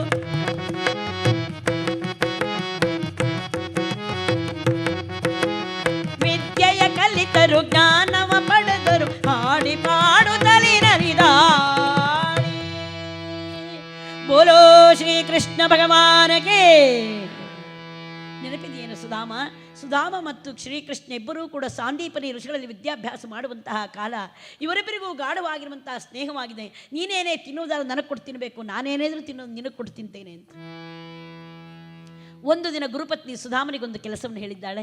ಸುಧಾಮ ಮಾಡಿಕೊಟ್ಟಿದ್ದಾನೆ. ಮಗು ಅಂತ ಹೇಳಿಬಿಟ್ಟು ಒಂದು ಮುಷ್ಟಿ ಅವಲಕ್ಕಿಯನ್ನು ಸುಧಾಮನ ಕೈಯಲ್ಲಿಟ್ಟಿದ್ದಾಳೆ. ಸುಧಾಮ ಅವಲಕ್ಕಿಯನ್ನು ಹಿಡಿದು ನಿಧಾನವಾಗಿ ಬರ್ತಾ ಇದ್ದಾನೆ. ತಿನ್ನದೇ ಹೋದರೆ ಗುರುಪತ್ನಿ ಏನಾದರೂ ತಿಳಿದುಕೊಂಡಾಳು, ತಿಂದರೆ ನನ್ನ ಪ್ರಿಯ ಕೃಷ್ಣನಿಗೆ ದ್ರೋಹ ಮಾಡಿದಂತಾಗ್ತದೆ. ಹೀಗೆ ಬರ್ತಾ ಇದ್ದರೆ ಗುರುಪತ್ನಿ ನೋಡಿದ್ಲು, ಮಗು ನಾಚಿಕೊಳ್ಳುತ್ತೆ ಅಂತ ಕಾಣಿಸುತ್ತೆ ಅಂತ ಅವಳೇ ಬಂದು ಎತ್ತಿ ಬಾಯಿಗೆ ಹಾಕಿಸ್ಬಿಟ್ಟಿದ್ದಾಳೆ. ಉಗುಳಲ್ವಾರ ನುಂಗಲುವಾರ. ಉಗುಳಿದರೆ ಗುರುಪತ್ನಿ ಏನಾದರೂ ಅಂದಾಳು, ನುಂಗಿದರೆ ನನ್ನ ಪ್ರಿಯ ಸಖನಿಗೆ ದ್ರೋಹ ಮಾಡಿದಂತಾಗ್ತದೆ. ಹೀಗೆ ಬರ್ತಾ ಇದ್ರೆ ಎದುರು ಭಾಗದಿಂದ ಬಂದ ಕಪಟ ನಾಟಕ ಸೂತ್ರಧಾರಿ ಶ್ರೀಹರಿ ನೋಡ್ತಾ ಇದ್ದಾನೆ. ಸಖನ ಬಾಯಿ ಇಷ್ಟು ದಪ್ಪ ಆಗಿದೆ. ಏನೋ ಅದು ಸುಧಾಮ, ನನಗೂ ನಿನಗೂ ಮಾತಾಡಿಲ್ವೇನೋ? ಇಂತಹ ಗಾಢವಾಗಿರುವಂತಹ ಪವಿತ್ರವಾಗಿರುವಂತಹ ಸ್ನೇಹಕ್ಕೆ ಎಂಥ ದ್ರೋಹ ಬಗೆದೆಯೋ ಕುಚೇಲ. ನಿನ್ನನ್ನು ಸ್ನೇಹಿತ ಅಂತ ಕರೆಗೋದಕ್ಕೆ ಅರ್ಹನೇನೋ ನೀನು? ಪಾಪ ತನ್ನದೇನು ತಪ್ಪಿಲ್ಲ ಎನ್ನುವ ಭಾವದಿಂದ ತಲೆಯನ್ನು ತಗ್ಗಿಸಿ ಕಣ್ಣೀರ ಧಾರಿನ ಹರಿಸ್ತಾ ನಿಂತಿದ್ದಾನೆ ಸುಧಾಮ. ಆಗ ಕೃಷ್ಣ ಹೇಳ್ತಾ ಇದ್ದಾನೆ, ಸುಧಾಮ, ನೀನು ಪಾಲು ಕೊಡದೆ ತಿಂದಿದೆಯಲ್ಲ ಪರವಾಗಿಲ್ಲ, ಆದರೆ ನೀನು ತಿಂದದ್ದಾದರೂ ಏನು ಅಂತ ನೋಡಿ ನಾನು ಸಂತೋಷ ಪಡ್ತಕ್ಕಂಥವನು. ನೋಡೋಣ ಬಾಯ್ತಾರೆ ಅಂತ ಹೇಳಿದರೆ ಕಂಗಳಲ್ಲಿ ಧಾರಾಕಾರವಾಗಿ ಅಶ್ರು ಧಾರೆಗಳನ್ನು ಹರಿಸ್ತ ಸುಧಾಮ ಅಂತ ಬಾಯನ್ನು ತೆರೆದಿದ್ದಾನೆ. ಆ ಬಾಯಲ್ಲಿರುವಂಥ ಒಂದು ಮುಷ್ಟಿ ಅವಲಕ್ಕಿಯನ್ನು ನೋಡಿರುವಂಥ ಶ್ರೀಕೃಷ್ಣ ಹೇಳ್ತಾ ಇದ್ದಾನೆ, ಸುಧಾಮ, ಈ ಒಂದು ಮುಷ್ಟಿ ಅವಲಕ್ಕಿಯಲ್ಲಿ ನೀನು ಪಾಲು ಕೊಡದೆ ತಿಂದದ್ದ ಕಾರಣ ಇನ್ನು ಎಂದಾದರೂ ಇದಕ್ಕೆ ಬದಲಾಗಿ 3 ಮುಷ್ಟಿ ಅವಲಕ್ಕಿ ಜಾಸ್ತಿ ಪಡೆಯದೆ ಹೋದರೆ ನಾನು ಕೃಷ್ಣನೇ ಅಲ್ಲ. ಈಗ ಈ ಅರಿವೆಯಲ್ಲಿ 4 ಮುಷ್ಟಿ ನೋಡುವಾಗ ಅದು ನೆನಪಾಗ್ತಾ ಇದೆಯಂತೆ, ನೆನಪಿದೆಯೇನೋ? 1 ಮುಷ್ಟಿಯನ್ನೆತ್ತಿ ಕೃಷ್ಣಾರ್ಪಣಮಸ್ತು. ಆಹಾ, ಎಷ್ಟು ಸವಿಯಾಗಿದೆಯೋ ನೀ ತಂದ ಅವಲಕ್ಕಿ. 2ನೇ ಮುಷ್ಟಿಯನ್ನೆತ್ತಿ ಕೃಷ್ಣಾರ್ಪಣಮಸ್ತು. ಇನ್ನೇನು 3ನೇ ಮುಷ್ಟಿಯನ್ನೆತ್ತಿದ್ದಾನೆ. ಆಗ ರುಕ್ಮಿಣೀ ದೇವಿ ಬಂದು ಕೃಷ್ಣನ ಕರವನ್ನು ಹಿಡಿದಿದ್ದಾಳೆ. ಏತಾವತಾಲಂ ವಿಶ್ವಾತ್ಮನ್ ಅಂತ ಬಂದು ತಡೆದಂತೆ, ಸ್ವಾಮಿ ಸಾಕು ಮಾಡಿ, ನಿಮ್ಮ ಪ್ರಿಯ ಸಖನಿಗೆ ಏನೇನು ಲಭ್ಯವಾಗಬೇಕು ಈ ಜನ್ಮಕ್ಕೆ ಮಾತ್ರವಲ್ಲ ಮುಂದಿನ ಜನ್ಮಕ್ಕೂ ಆಗುವಷ್ಟು ಅವನಿಗೆ ಸಂಪತ್ತು ಲಭ್ಯವಾಗಿದೆ.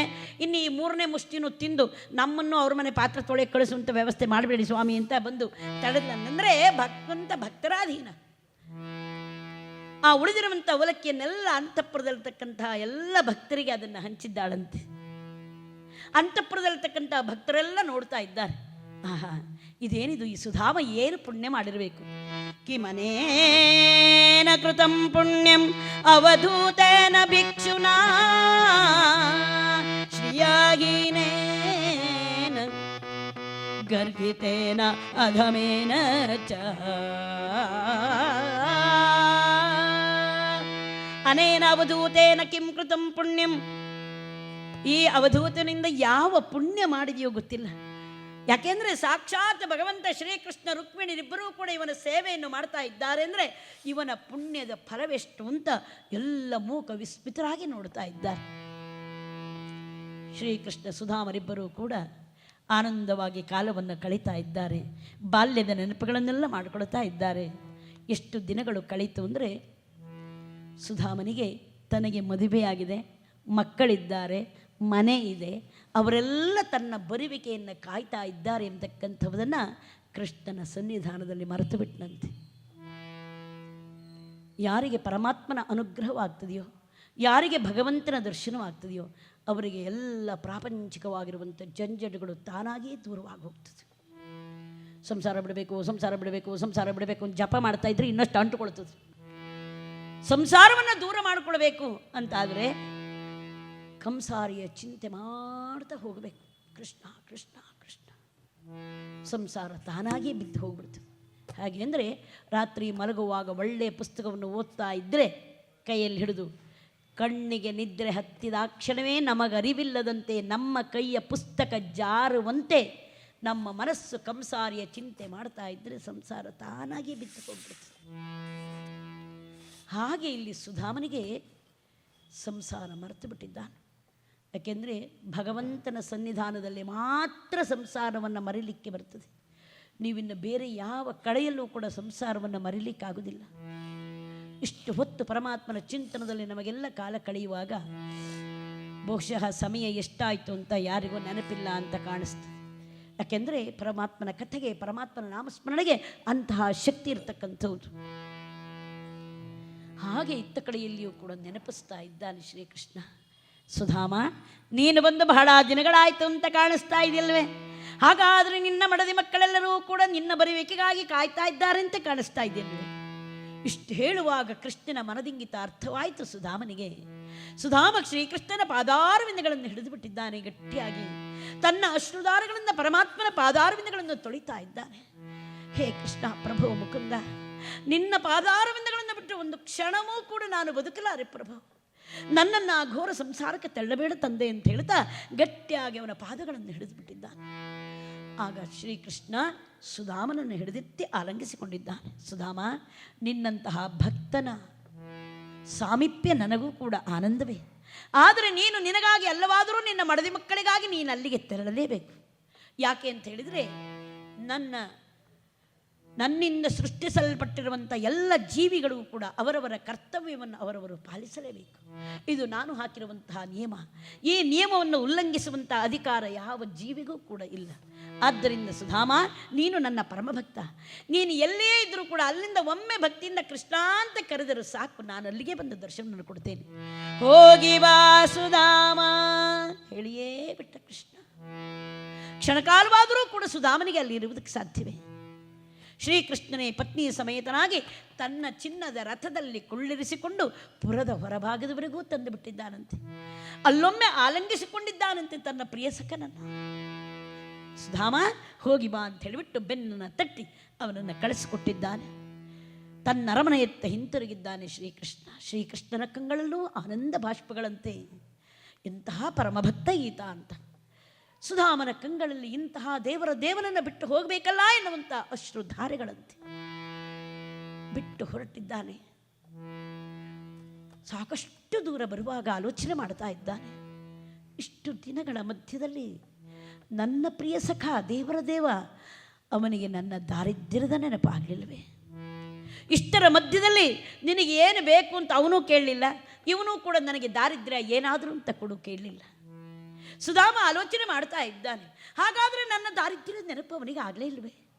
ಓಹೋ, ಕೃಷ್ಣ ಹೀಗೂ ಆಲೋಚನೆ ಮಾಡಿರಬೇಕು. ನನ್ನ ಪ್ರಿಯ ಸಖನಿಗೆ ಬೇಕಾದಷ್ಟು ಸಂಪತ್ತನ್ನು ಕೊಟ್ಟು ಬಿಟ್ಟರೆ ಆ ಸಂಪತ್ತಿನಲ್ಲಿ ಮುಳುಗಿ ನನ್ನನ್ನು ಮರೆತು ಬಿಟ್ಟಾನೋ ಎನ್ನುವಂಥ ಕಾರಣದಲ್ಲೇ ಭಗವಂತ ನನಗೇನೂ ಕೊಡಲಿಲ್ಲ ಅಂತ ಕಾಣಿಸ್ತದಿಲ್ಲ. ಆಗ ಕೃಷ್ಣ ನನಗೆ ಎಂತಹ ಕರುಣೆಯೋ ನನ್ನ ಮೇಲೆ. ನೋಡಿ, ಭಗವಂತನಿಗೆ ತನ್ನ ಭಕ್ತರ ಮೇಲೆ ಎಂತಹ ಕರುಣೆ. ಭಗವಂತನನ್ನು ಅದಕ್ಕೆ ಕರುಣಾ ಸಾಗರ ಅಂತ ಕರೆದರು. ಯಾರು ಕರುಣೆಯ ಹಳ್ಳ, ಕರುಣೆಯ ಹೊಳೆ ಅಂತ ಕರೀಲಿಲ್ಲ.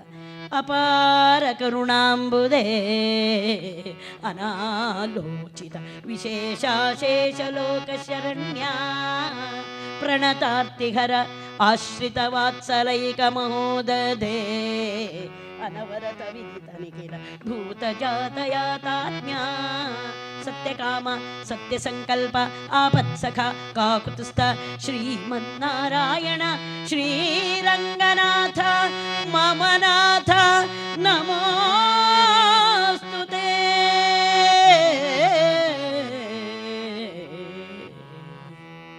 ಬೋಲೋ ಶ್ರೀಕೃಷ್ಣ ಭಗವಾನ್ ಕೀ.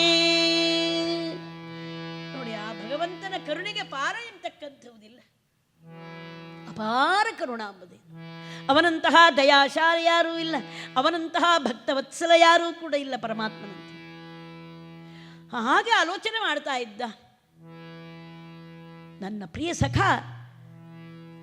ಸಂಸಾರದಲ್ಲಿ ಮುಳುಗಿ ಐಶ್ವರ್ಯದಲ್ಲಿ ಮುಳುಗಿ ನನ್ನನ್ನು ಮರೆತು ಬಿಟ್ಟಾನು ಎನ್ನುವ ಕಾರಣದಿಂದ ಭಗವಂತ ನನಗೇನೂ ಕೊಡಲಿಲ್ಲ ಅಂತ ಕಾಣಿಸ್ತಿದ್ದೀರಿ. ಕೃಷ್ಣ, ನೀನೇನು ಕೊಡಲಿಲ್ಲ ಅಂದ ಮಾತ್ರಕ್ಕೆ ನನಗೆ ವ್ಯಥೆ ಆಗ್ತಾ ಇಲ್ಲ ಕೃಷ್ಣ. ಆದರೆ ಈಗ ಮನೆಗೆ ಹೋದಾಕ್ಷಣವೇ ನನ್ನ ಮಕ್ಕಳು ಕೇಳ್ತಾರೆ, ನಿನ್ನ ಪ್ರಿಯ ಸಖ ನನಗೇನು ಕೊಟ್ಟು ಕಳಿಸಿದ್ದಾನೆ ಅಂತ. ಅವರಿಗೇನು ಉತ್ತರವನ್ನು ಹೇಳಲಿ ಕೃಷ್ಣ? ನನ್ನ ಮಡದಿ ಕೇಳ್ತಾಳೆ, ಕೃಷ್ಣ ನಿಮ್ಮ ಪ್ರಿಯ ಗೋವಿಂದ ನಮಗೆಲ್ಲ ಏನು ಕಳಿಸಿದ್ದಾಳೆ ಅಂತ. ನನ್ನ ಮಡದಿಗೆ ಏನು ಉತ್ತರವನ್ನು ಹೇಳೋ ಕೃಷ್ಣ? ನಿನ್ನಂತಹ ನಿಧಿಯೇ ಇದ್ದ ಮೇಲೆ ಇನ್ಯಾವ ನಿಧಿ ನಮಗೆ ಹಾಕಬೇಕು? ನಾನು ಏನು ಕೂಡ ಕೇಳತಕ್ಕಂಥವನಲ್ಲ ಕೃಷ್ಣ ನಿನ್ನಲ್ಲಿ. ಭವಸಾಗರ ಸೇ ಪಾರು ಉತಾರೋ, ಭವಸಾಗರ ಸೇ ಪಾರು ಉತಾರೋ, ಭವಸಾಗರ ಸೇ ಪಾರು ಉತಾರೋ, ದಯಾ ಕರೋ ಭಗವಾನ್, ತುಮರೆ ಶರಣ ಬಿನು ಅನಾಥ ರೇ ಗಮ, ತುಮರೆ ಶರಣ ಬಿನು ಅನಾಥ ರೇ ಗಮ, ದಯಾ ಕರೋ ಭಗವಾನ್, ರಕ್ಷಾ ಕರೋ ಭಗವಾನ್. ನಂದಲಾಲ ನಂದಲಾಲ ದಯಾ ಕರೋ ನಂದಲಾಲ. ಈ ಭವಸಾಗರನ ನನ್ನನ್ನು ದಾಟಿಸ್ಬಿಡಪ್ಪ ಪ್ರಭು, ನನಗಿನ್ನೇನು ಬೇಡ ಅಂತ ಹೇಳ್ತಾ ಕೃಷ್ಣ ಮಾಧವ ಮುಕುಂದ ಮುರಳೀಧರ ಅಂತ ಹೇಳ್ತಾ ಬರ್ತಾ ಇದ್ದಾನೆ. ಏನಾಶ್ಚರ್ಯ, ತನ್ನ ಪರ್ಣ ಕುಟೀರ ಇದ್ದಂಥ ಜಾಗದಲ್ಲಿ ಪರ್ಣ ಕುಟೀರ ಇಲ್ಲ, ದೊಡ್ಡದಾಗಿರುವಂಥ ಅರಮನೆಯ ಮುಂಭಾಗದಲ್ಲಿ ಕುಮುದ ಕಲ್ಲಾರಗಳಿಂದ ಕಂಗೊಳಿಸುವಂಥ ಸರೋವರ, ಶುಕ ಸಾರಿಕ ಜಕ್ಕವಕ್ಕಿ ದುಂಬಿಗಳ ಝೇಂಕಾರ, ಅತ್ತಿಂದಿತ್ತ ಇತ್ತಿಂದತ್ತ ನಡೆದಾಡುವಂಥ ದಾಸಿಯರ ಗೆಜ್ಜೆಗಳ ನಿನಾದ. ಇದೇನಿದು? ನಾನೇನಾದರೂ ದಾರಿ ತಪ್ಪಿ ಪುನಃ ದ್ವಾರಕೆಗೆ ಬಂದನೆ ಹೇಗೆ? ಆಲೋಚನೆ ಮಾಡ್ತಾ ಇದ್ದಾನೆ. ಮನೆಯ ಗುರುತು ಸಿಗಲಿಲ್ಲ. ಅಲ್ಲಿಂದ ಮುಂದಕ್ಕೆ ಬರ್ತಾ ಇದ್ದರೆ ಇತ್ತ ಕಡೆಯಲ್ಲಿ ಚುಚ್ಚಾಮಾದೇವಿ ಮಡದಿ ನೋಡ್ತಾ ಇದ್ದಾಳೆ. ಓಕೋ, ಮನೆಯವರಿಗೆ ಮನೆಯ ಗುರುತು ಸಿಗಲಿಲ್ಲ ಅಂತ ಕಾಣಿಸುತ್ತೆ ಅಂತ ಹೇಳಿಬಿಟ್ಟು ಓಡೋಡಿ ಬಂದು ಗಂಡನ ಕರವನ್ನು ಹಿಡಿದ್ಲಂತೆ. ಒಂದು ಕ್ಷಣ ಕಾಲ ಹೆಂಡತಿಯ ಗುರುತು ಸುಧಾಮನಿಗೆ ಸಿಗಲಿಲ್ಲಂತೆ. ಯಾಕೆಂದರೆ ಹೋಗುವಾಗ ಹರಕ್ಕೆ ಸೀರೆ ಹುಟ್ಟಿದ್ಲು, ಈಗ ಒಳ್ಳೆ ಪಟ್ಟೆ ಪೀತಾಂಬರಧಾರಿಯಾಗಿದ್ದಾಳೆ, ಗುರುತು ಹೇಗೆ ಸಿಗಬೇಕು? ಸ್ವಾಮಿ, ನಿಮ್ಮ ಮಡದಿ ಬನ್ನಿ ಅಂತ ಹೇಳಿಬಿಟ್ಟು ಕರತಂದು ಕುಳ್ಳಿರಿಸಿ ಕೇಳ್ತಾ ಇದ್ದಾಳೆ. ಈ ಎಲ್ಲ ವೈಭೋಗವನ್ನು ನಿಮ್ಮ ಪ್ರಿಯ ಸಖನಾಗಿರುವಂತಹ ಪ್ರಭು ಶ್ರೀಕೃಷ್ಣ ನಮಗೆಲ್ಲ ಅನುಗ್ರಹ ಮಾಡಿದ್ದಾನೆ. ನೀವು ಕೂಡ ದ್ವಾರಕೆಗೆ ಹೋಗಿದ್ರಲ್ಲ, ಕೃಷ್ಣನನ್ನು ಕಂಡು ಬಂದಿರೇ ಸ್ವಾಮಿ? ಆಹಾ ಕೃಷ್ಣ, ಹೇ ಕೃಷ್ಣ, ದ್ವಾರಕಾವಾಸಿನ್ ಕೃಷ್ಣ ಗೋಪಿ ಜನಪ್ರಿಯ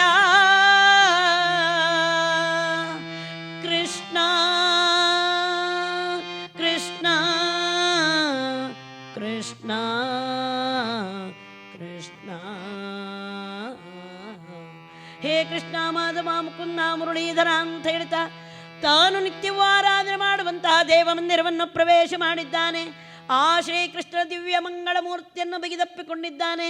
ಹೇ ಪ್ರಭು ಕೃಷ್ಣ, ಮೂರ್ತಿಯನ್ನು ನಿಲ್ಲಿಸೋ ಮಾಧವ, ನಿನ್ನ ಮೂರ್ತಿಯನ್ನು ನಿಲ್ಲಿಸೋ, ಮೂರ್ತಿಯನ್ನು ನಿಲ್ಲಿಸೋ ಮಾಧವ, ನಿನ್ನ ಮೂರ್ತಿಯನ್ನು ನಿಲ್ಲಿಸೋ.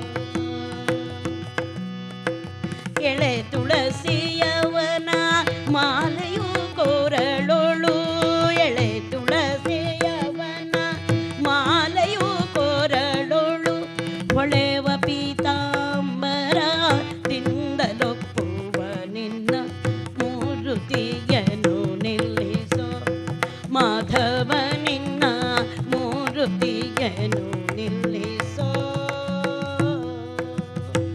ಬೋಲೋ ಶ್ರೀ ಕೃಷ್ಣ ಭಗವಾನ್ ಕಿ. ಹೇ ಪ್ರಭು ಕೃಷ್ಣ, ಈ ಸಂಪತ್ತಿನಲ್ಲಿಯೇ ನನ್ನನ್ನು ಮುಳುಗಿಸಿ ನನ್ನನ್ನು ನಿನ್ನ ಸ್ಮರಣೆಯಿಂದ ವಿಮುಖನನ್ನಾಗಿ ಮಾತ್ರ ಮಾಡಬೇಡ ತಂದೆ ಅಂತ ಹೇಳ್ತಾ, ಈ ಎಲ್ಲ ಸಂಪತ್ತನ್ನು ನನ್ನ ಮಡದಿ ಮಕ್ಕಳೆಲ್ಲರೂ ಕೂಡ ಅನುಭವಿಸಲಿ ಅಂತ ಹೇಳ್ತಾ ಶ್ರೀಕೃಷ್ಣನ ಚಿಂತನವನ್ನು ಮಾಡುತ್ತಾ ಸುಧಾಮ ಶ್ರೀಕೃಷ್ಣನ ಪಾದಾರವಿಂದಗಳನ್ನು ಸೇರಿದ್ದಾನೆ ಎಂಬಲ್ಲಿಗೆ ಇಂದಿನ ಕಥಾಭಾಗವಾಗಿರುವಂತಹ ಭಕ್ತ ಸುಧಾಮ ಎನ್ನುವಂತಹ ಕಥಾಭಾಗವನ್ನು ನಾವು ಮುಗಿಸ್ತಾ ಇದ್ದೇವೆ. ಕಥೆ ಯಾರಿಗೆ ಗೊತ್ತಿಲ್ಲ, ಎಲ್ಲರಿಗೂ ಕೂಡ ಕಥೆ ಗೊತ್ತೇ ಇರ್ತದೆ. ಆದರೆ ಕಥೆಯಲ್ಲಿ ಬರ್ತಕ್ಕಂಥ ತತ್ವಗಳನ್ನು ನಾವು ನಮ್ಮ ಜೀವನದ ಆಚರಣೆಗೆ ತಂದುಕೊಳ್ಬೇಕು. ಯಾಕೆಂದರೆ ಜೀವನದ ಚರಮ ಪರಮ ಗುರಿ ಭಗವಂತನನ್ನೇ ಪಡಿತಕ್ಕಂಥದ್ದು. ಅದಕ್ಕಾಗಿಯೇ ನಮಗೆ ಈ ಮನುಷ್ಯ ಜನ್ಮ ಬಂದಿರತಕ್ಕಂಥದ್ದು. ಜೀವನದ ಕ್ಷಣಭಂಗುರತೆಯನ್ನು ಅರ್ಥ ಮಾಡಿಕೊಂಡು ಜೀವನದ ಚರಮ ಪರಮ ಗುರಿ ಪರಮಾತ್ಮನ ಅನುಗ್ರಹವನ್ನೇ ಪಡಿತಕ್ಕಂಥದ್ದು ಎಂಬುದಾಗಿ ಭಾವಿಸಿ ಶ್ರೀಕೃಷ್ಣನ ಚಿಂತನದಲ್ಲಿ ತನ್ನ ಜೀವನವನ್ನು ತೊಡಗಿಸಿಕೊಂಡು ಕೃಷ್ಣಾನುಗ್ರಹಕ್ಕೆ ಪಾತ್ರನಾದ ಸುಧಾಮ. ಆದ್ದರಿಂದ ದಾಸರು ಕೇಳುತ್ತಾರೆ, ತೊರೆದು ಜೀವಿಸಬಹುದೇ